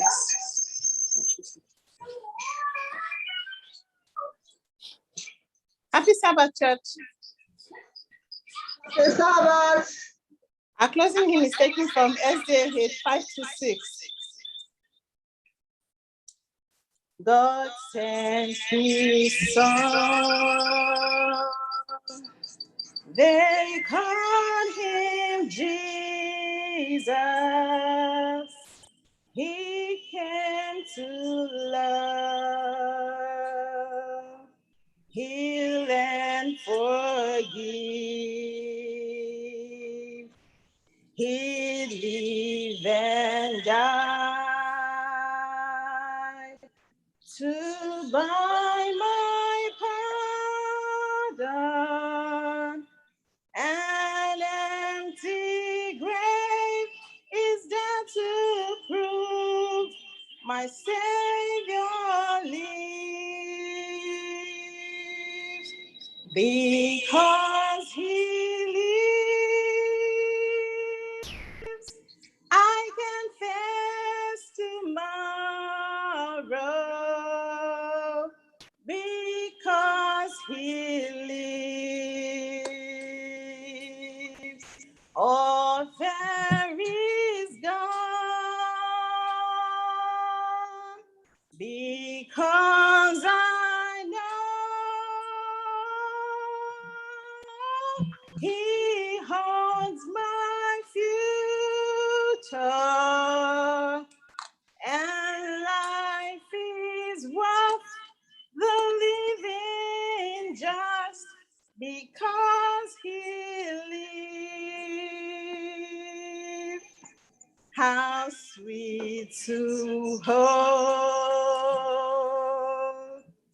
a newborn baby and feel the pride and joy he gives.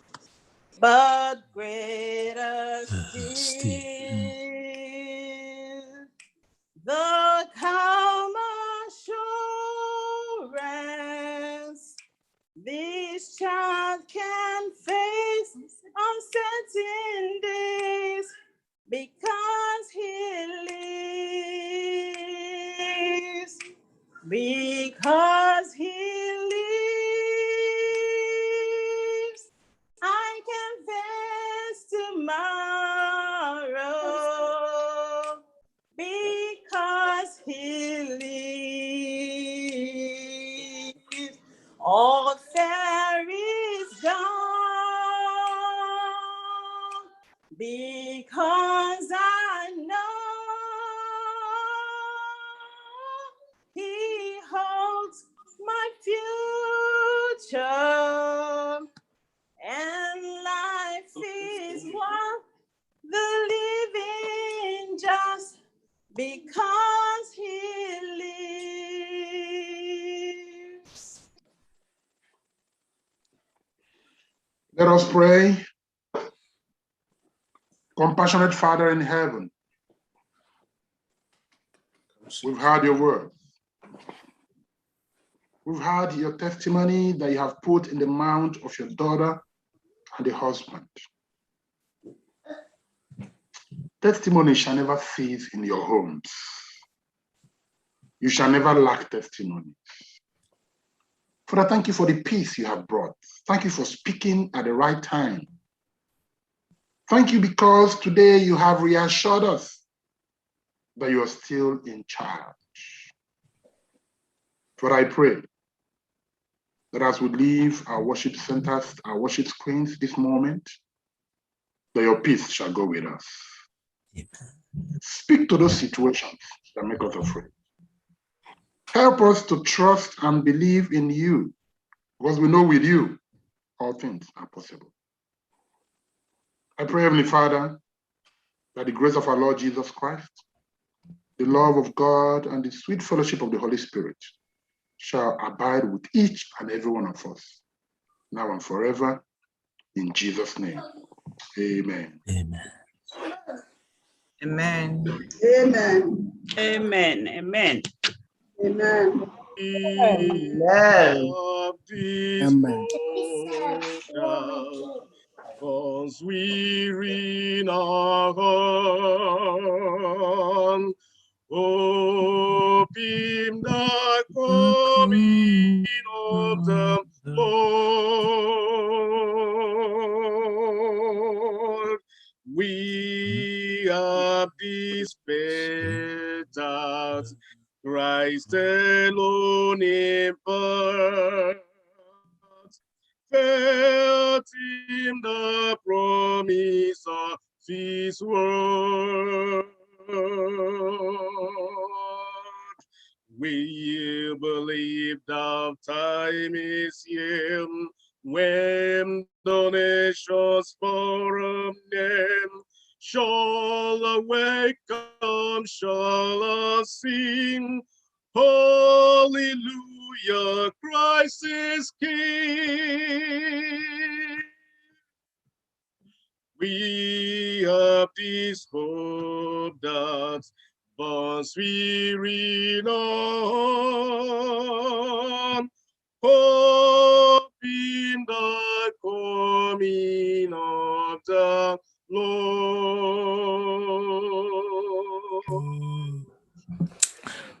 For a moment of meditation, this is your time to ask of the Lord. The Argos said the request was made, ask, and they asked in faith, and the Lord granted unto them their request. You go ahead today, ask. I don't know what you need. You know what? Be specific. Tell the Lord what you need.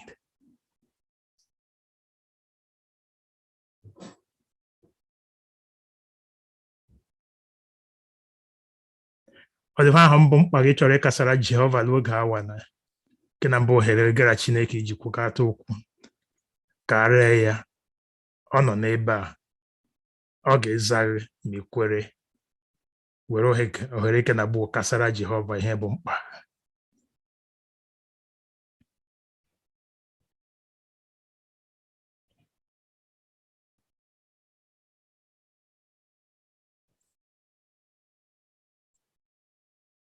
Begin to round up your request. Believe, only believe all things are possible. May the Lord grant unto you today the desires of your heart. Go, rejoicing. It is well. Jesus doeth all things well. La kweresi Jehova emewe ihe niile adị mma. Ka ọ dịrị gị na mma ugbu a na mgbe niile ebighị ebi. N'aha nke Nna ka Ọkpara na nke Mmụọ Nsọ. Amen. Yes, let's stay behind everyone for the potluck elder react. Go ahead with that.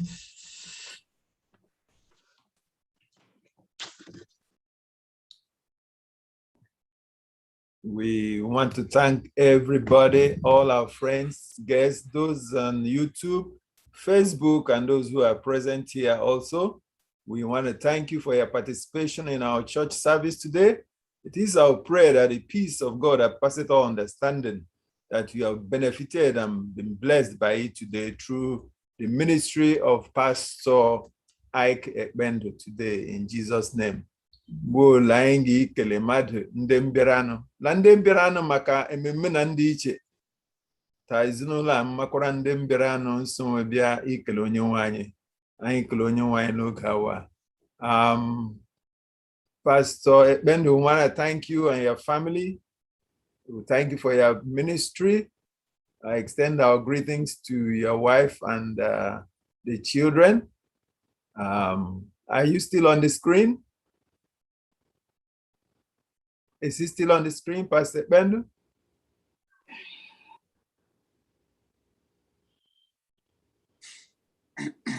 Ugo, can you project him?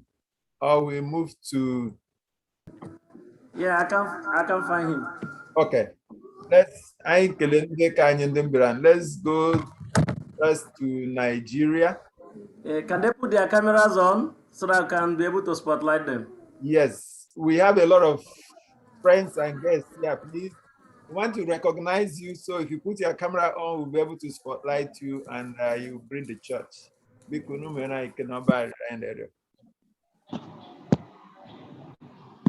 Aha. Brother Victor, happy Sabbath. Happy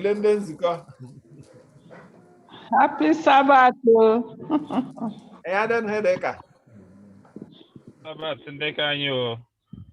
Happy Sabbath. Congratulations on your family. It's been a pleasure. And I'm welcome from Sabbath School. I enjoy the worship. God bless all of us. Thank you so much. Hello. Thank you.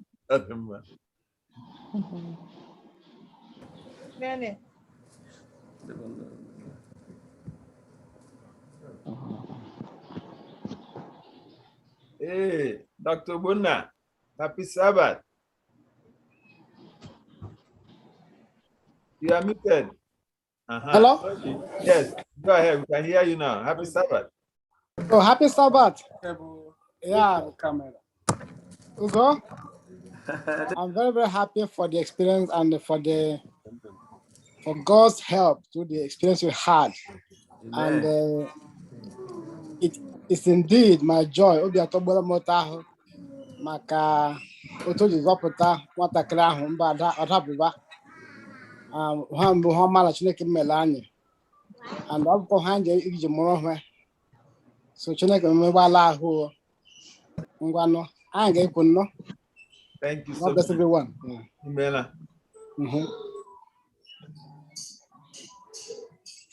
Okay.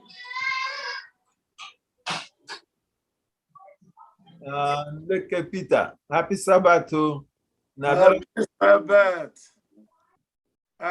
In every situation, we have learned that God is always in the boat. This will be our consolation going forward. Amen. Madam, happy Sabbath. Happy Sabbath. Happy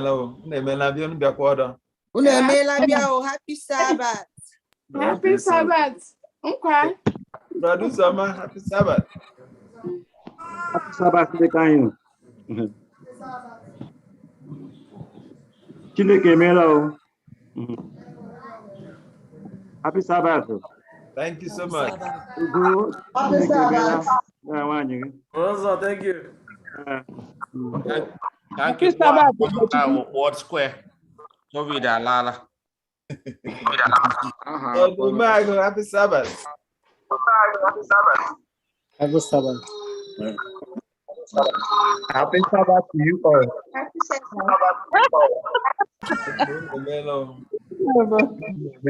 Thank you. That's my last one. Oh, man.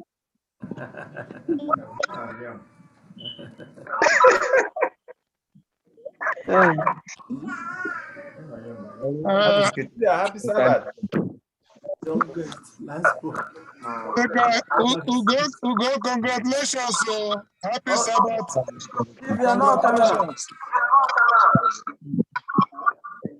Hello. Ugo, congratulations. Chief Mbono's image cannot be seen now. Okay. But I'm from the beginning until now. Thank you. And I'm so grateful for the work of the Lord. And thank you to Pastor Bendo. We met sometime many years ago. And I thank everybody that participated and our president too.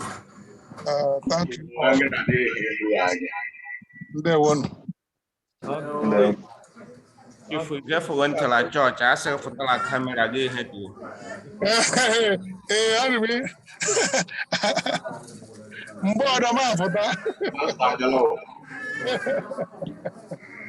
Hey, Pastor, happy Sabbath. Happy Sabbath,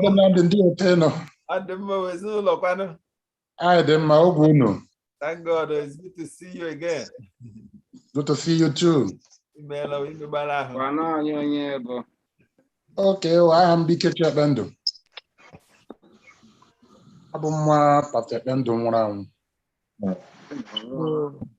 I'm a servant of God. But just the summary of the whole thing.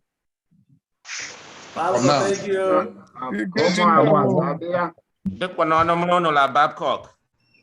But now, I'm lecturer at Babcock. I'm associate professor in New Testament and Christian theology, and the head of the department for religious. I'm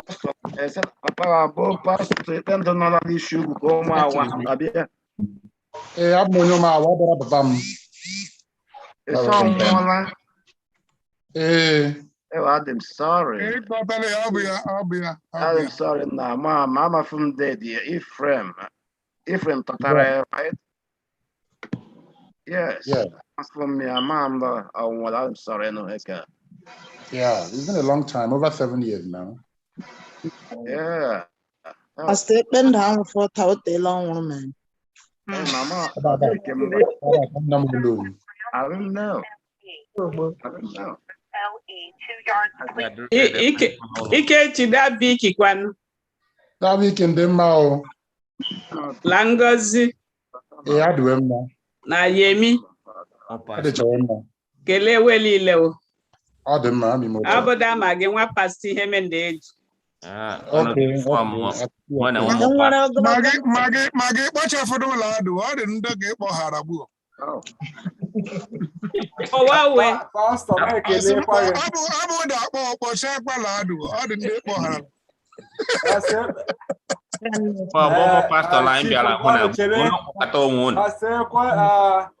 Pastor, do you tell it?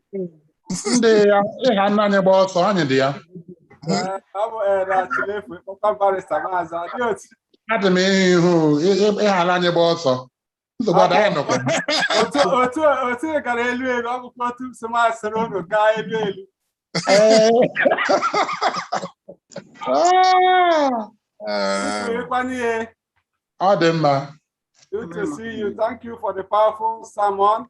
I was watching it through YouTube, but I wanted to join. But thank God, the message was well done.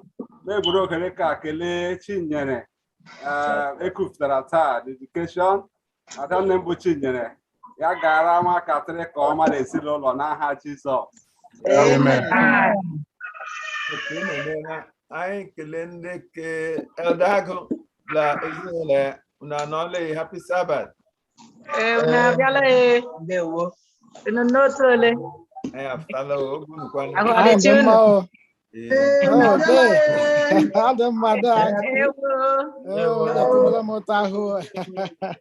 Una bedula America o. That Florence, you don't know. I don't know. Dear to my candy. I didn't know when no knock on my own. I'm not coming.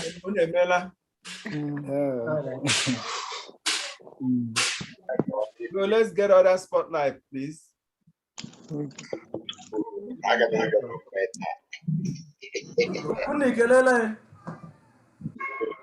Kelele ndewo. Why not? You don't know how Jesus. Amen. You know, come on. Uncle Vic, happy Sabbath. Yo, ụmụnna. Onye akụla nwunye ya. Ahụ dịchawo.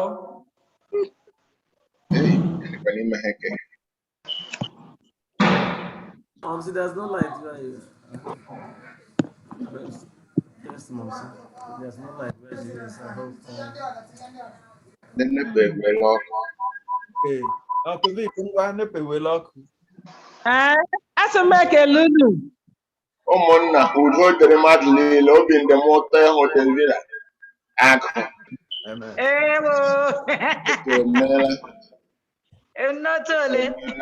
Ọbụbe enwetala ọdọ. That's interesting to know. Anyị niile n'aha Jizọs. Amen. Memo. Bye-bye. Oh, better.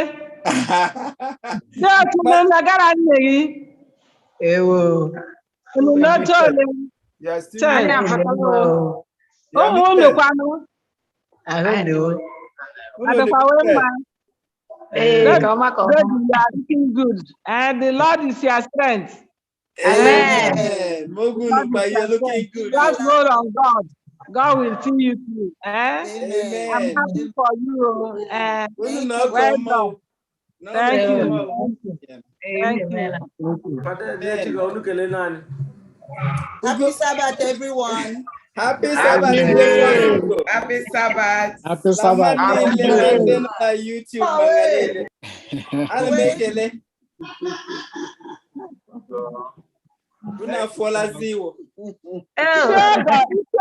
How far? How far? Where the man go?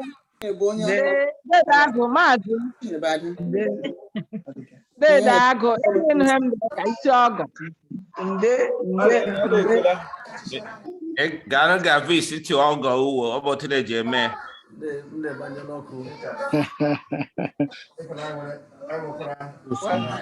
Happy Sabbath. Happy Sabbath to God Christ. Happy Sabbath. I'm grateful to God for Princess Davina. I'm very grateful to God, Chineke Mela, to keep her, and I pray that God will continue to keep her and help her to grow in His wisdom in Jesus' name. Amen. Family, may God continue to bless you. Thank you so much, Pastor, for that wonderful message. May God continue to bless you in your ministry in Jesus' name. Amen. Some happy Sabbath.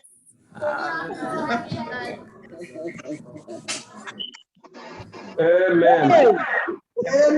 Amen. How are you? Happy Sabbath.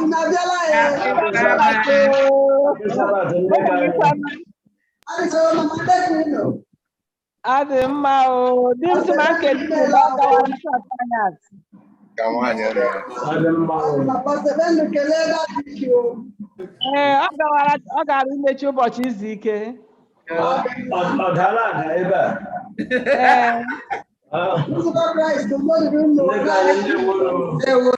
Happy Sabbath.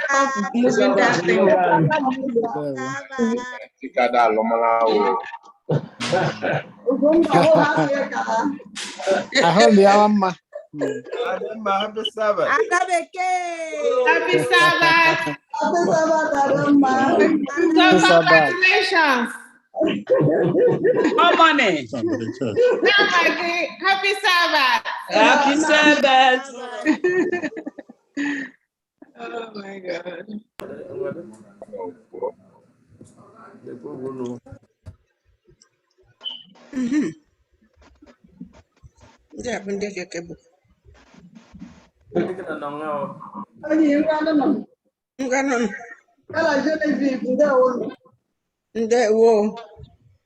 Happy Sabbath. Onye la nyere no ngai kelunu. Okay. Happy Sabbath, everyone. Happy Sabbath. Happy Sabbath, church. Happy Sabbath. Congratulations to the Agu family on the safe delivery of their baby. And we pray that the good Lord will continue to bless the baby girl and that she will grow to be healthy and God will be with her all the days of her life. Amen. Amen.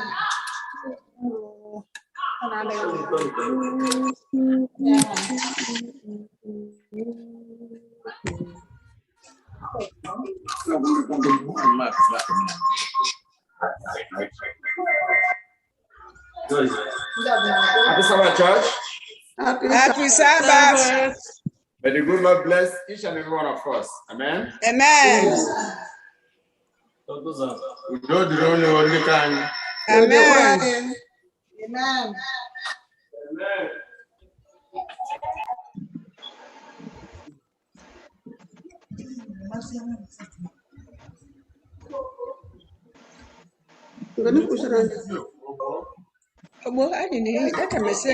Christ, udo dịrị anya niile n'aha Jizọs. Amen.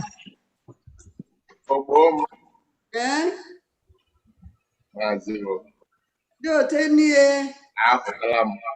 ụgasị ike wodno. Chioma kwanu. Kelere m ya o. Magị. Ogbo Maazị o. Ndị enyi m. Now. Dị otu David, dị otu unu niile. Ogbo anyị ndị ahụ ndị otu niile. Chineke dị mma taa. Ekele dịrị Chineke. O meela nnọọ. Happy Sabbath. Happy Sabbath, everyone. Happy Sabbath. Happy Sabbath. Ndị enyi m. Kankao. Kamara onye nwe bara anyị nyere banaha Jizọs. Amen. Amen.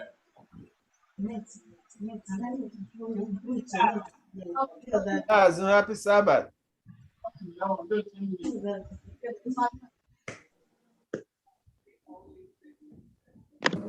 Chineke. Amara Chineke bara anyị ụba n'aha Jizọs. But everyone, gagara ezinụlọ Chineke anyị emeela ọ ga-educhakwa ndị na-aga n'aha Jizọs. So congratulations, Chineke mekwala udo dịrị mmadụ niile n'aha Jizọs. Unu adịnụ ha nkwu.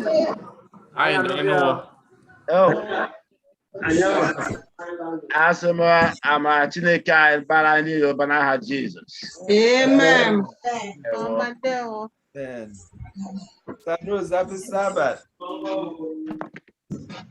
Happy Sabbath, everybody. It's not right.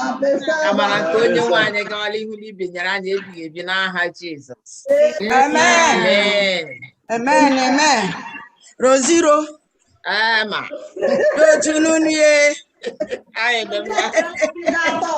Chineke nọnyere anyị o. Amen. Ụmụ nkwanu ihe. Anyị nnọkọ ọma nne m. Ọ ga m ha anọ. Ọ dị mma. Happy Sabbath. Happy Sabbath, young men and young women. How are you? Young men and young women. How are you? Okay, God bless you. Happy Sabbath. Congratulations.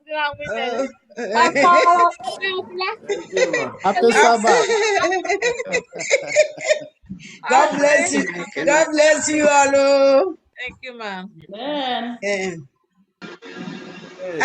Happy Sabbath. Happy Sabbath. Kioma, how are you? Amen. Amen. Amen.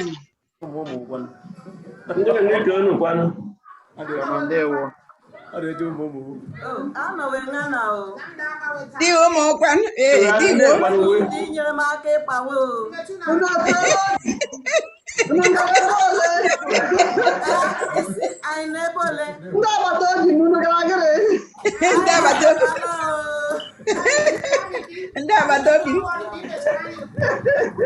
ndị agbata obi Chinyere.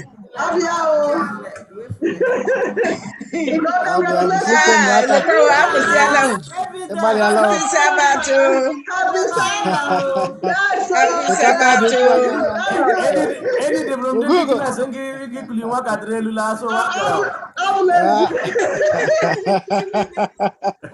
Ugogo. Nazire kemala. I'm around the Nicholas. Yeah. Allah gala. Happy Sabbath. Happy Sabbath, oh, Madilile, oh. Happy Sabbath, oh.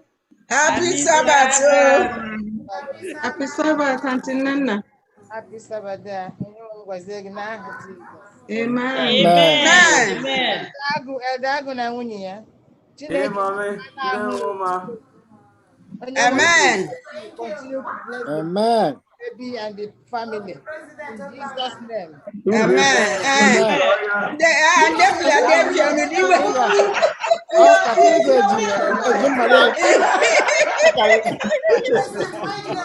Happy Sabbath. Dịka anyị aga m ikwugba ahụ testament ka e nyere na chọọchị taa njiri ma afọ onye nwaanyị emeela udo ya ndịrị n'alile n'aha Jizọs.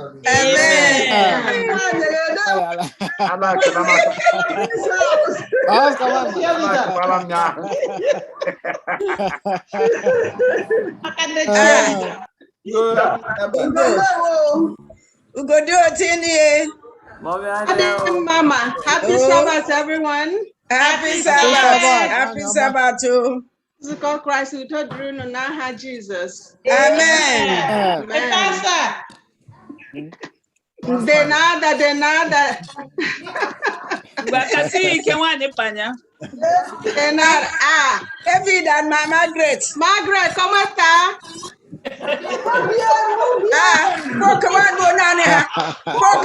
nane ha wo Margaret la David kokunu ha kuku Ade kubala o.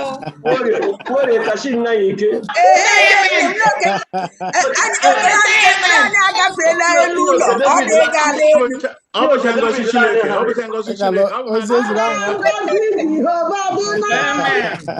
Yes, so retirement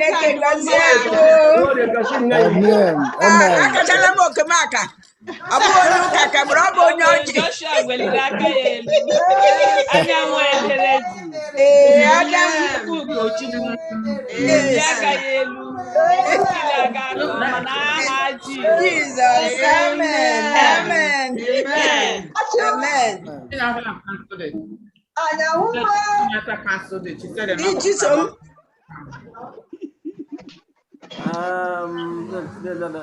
Rose enye. Okay. Happy Sabbath, ụmụnne Jesus. Happy Sabbath. Ekele dịrị Chineke o. Gọzie anyị bụ gọzie m ọhụụ ya kpọpụtara anyị. Anyị meriri ekwesịla ije ka ekwesịghị anyị meriri ya. Amen.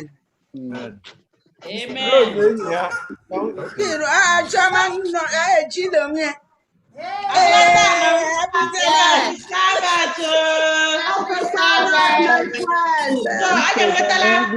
want the second miracle baby in the church. Yes. Second miracle boy and now a girl. Yes, that's good. God bless you. Amen. The first one I got ya be ti ya biri na le maginyeka. Mama, Jama beti ya me na miri wo le mangba gidora mama wanyu. Onginga. Then dela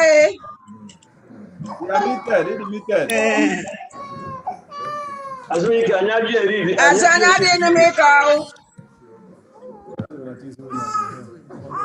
Happy Sabbath to everyone. Happy Sabbath today. Happy Sabbath.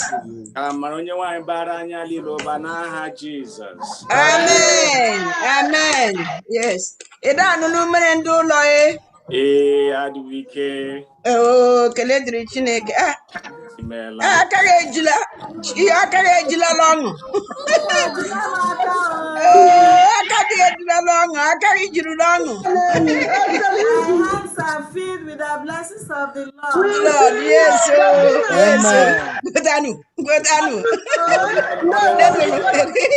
Oh, Mama. Children's department, yes, sir. Pamphlet went on the way. Okay. No, sister. Oh, hey. Hey. Happy Sabbath in the Happy Sabbath. In the kind happy Sabbath. Chief priest in the Sabbath. Yeah, thank you, sir. Happy Sabbath, Doc. Happy Sabbath. Happy Sabbath. Happy Sabbath. Chineke mela o Chineke mela. What the new thing now, okay? Make sure you come back and get me your too. Get me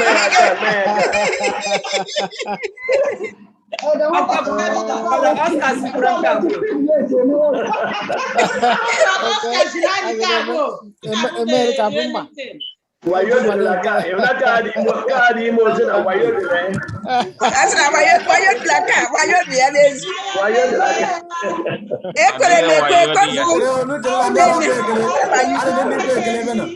young people, welcome. Happy Sabbath. Casey. Happy Sabbath. Happy Sabbath. yes in the world. Happy Sabbath. Adeze. Now Sam, I love you, Sam. Wow. I love you. Hi, Casey. I miss you guys. Where's my Sonny? Good night. Hi, Davina. Hi, Davina. Adugo. Aduku. Hi, Sammy. Oh, Mama. Davina. Oh, Mama. Oh, that's nice. That's nice. Oh, Mama. Oh, Mama. Google.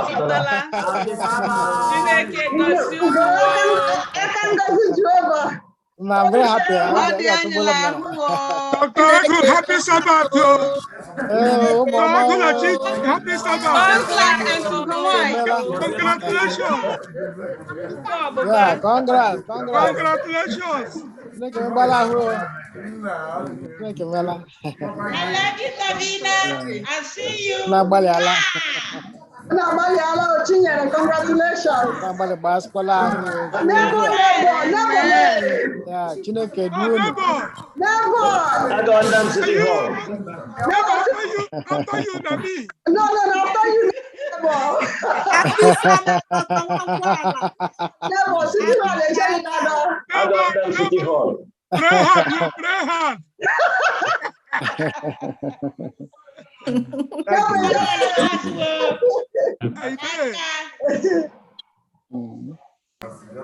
Dr. Yes, Yolo.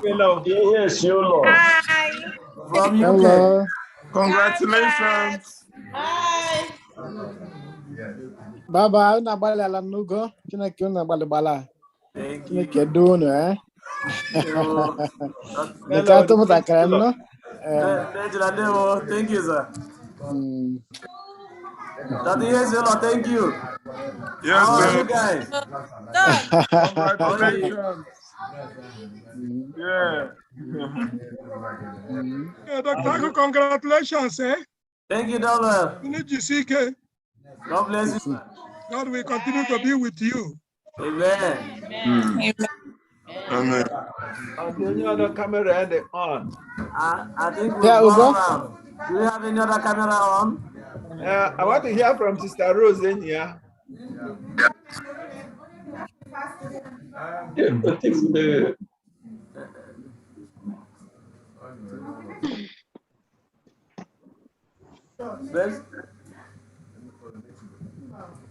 Dr. Mrs. Congratulations. Oh, okay.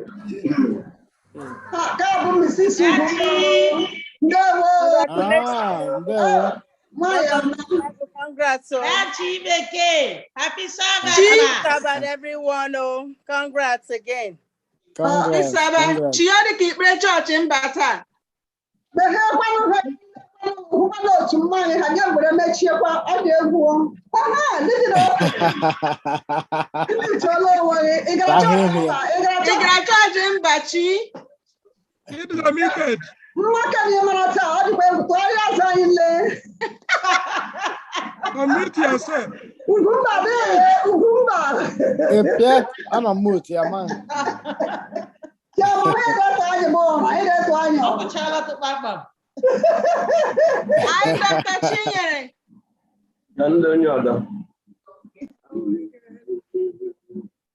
Ugo na bala bala ho na bala baskala.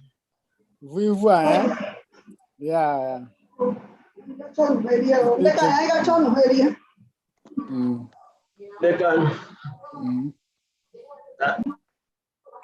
Ugo. Ugo beke. Onye ọbụba. Denam da ọbụla unu emeela. Ngwanụ Chineke gọzie unu. Ngwanụ.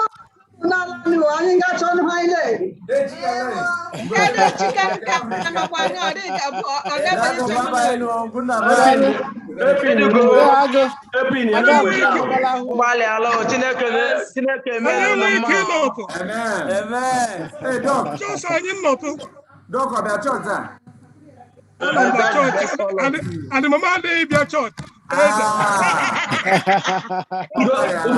Ugochukwu akụnna bụkwanụ itif ahụfụ adadụkwanụ wee bekeri. Adụ mezu obi ala skrin lekwa obodo nga obodo ebe asụkwa obi ala skrin wajụ. Onye isi ọdị mbụ Chiọma mmakwa Chiọma Ọhịara la akụnna. Acha nga akụnna ndị na-eshi m Chiọma Ọhịara.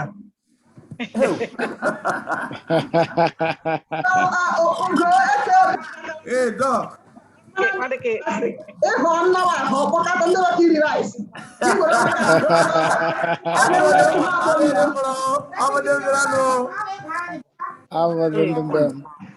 I love my God,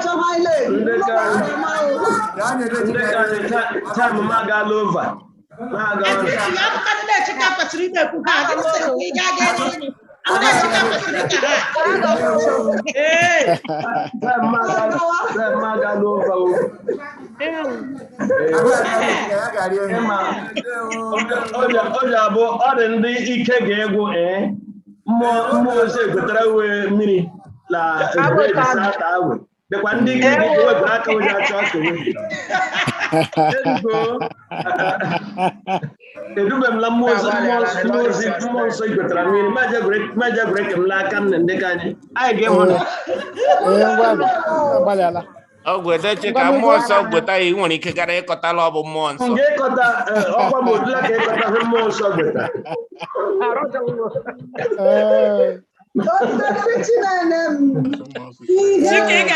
Chike ga-ịgbaba ime ọhịa mmụọ nsọ achọrọ obi ebe a anaghị nọ n'ụlọ ya achọrọ obi ọ bụla ime ọhịa na ebe Elijah gbara ọsọ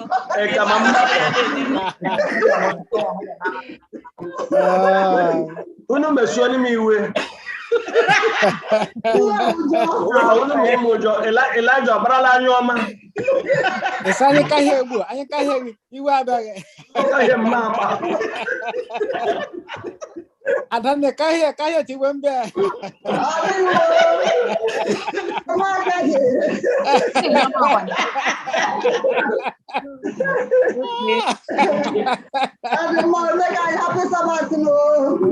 no, ka ma Chineke gọzie unu nnọọ.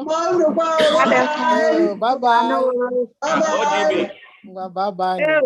Chineke gọzie unu nnọọ. Ngwanụ. Oscar nwanna m.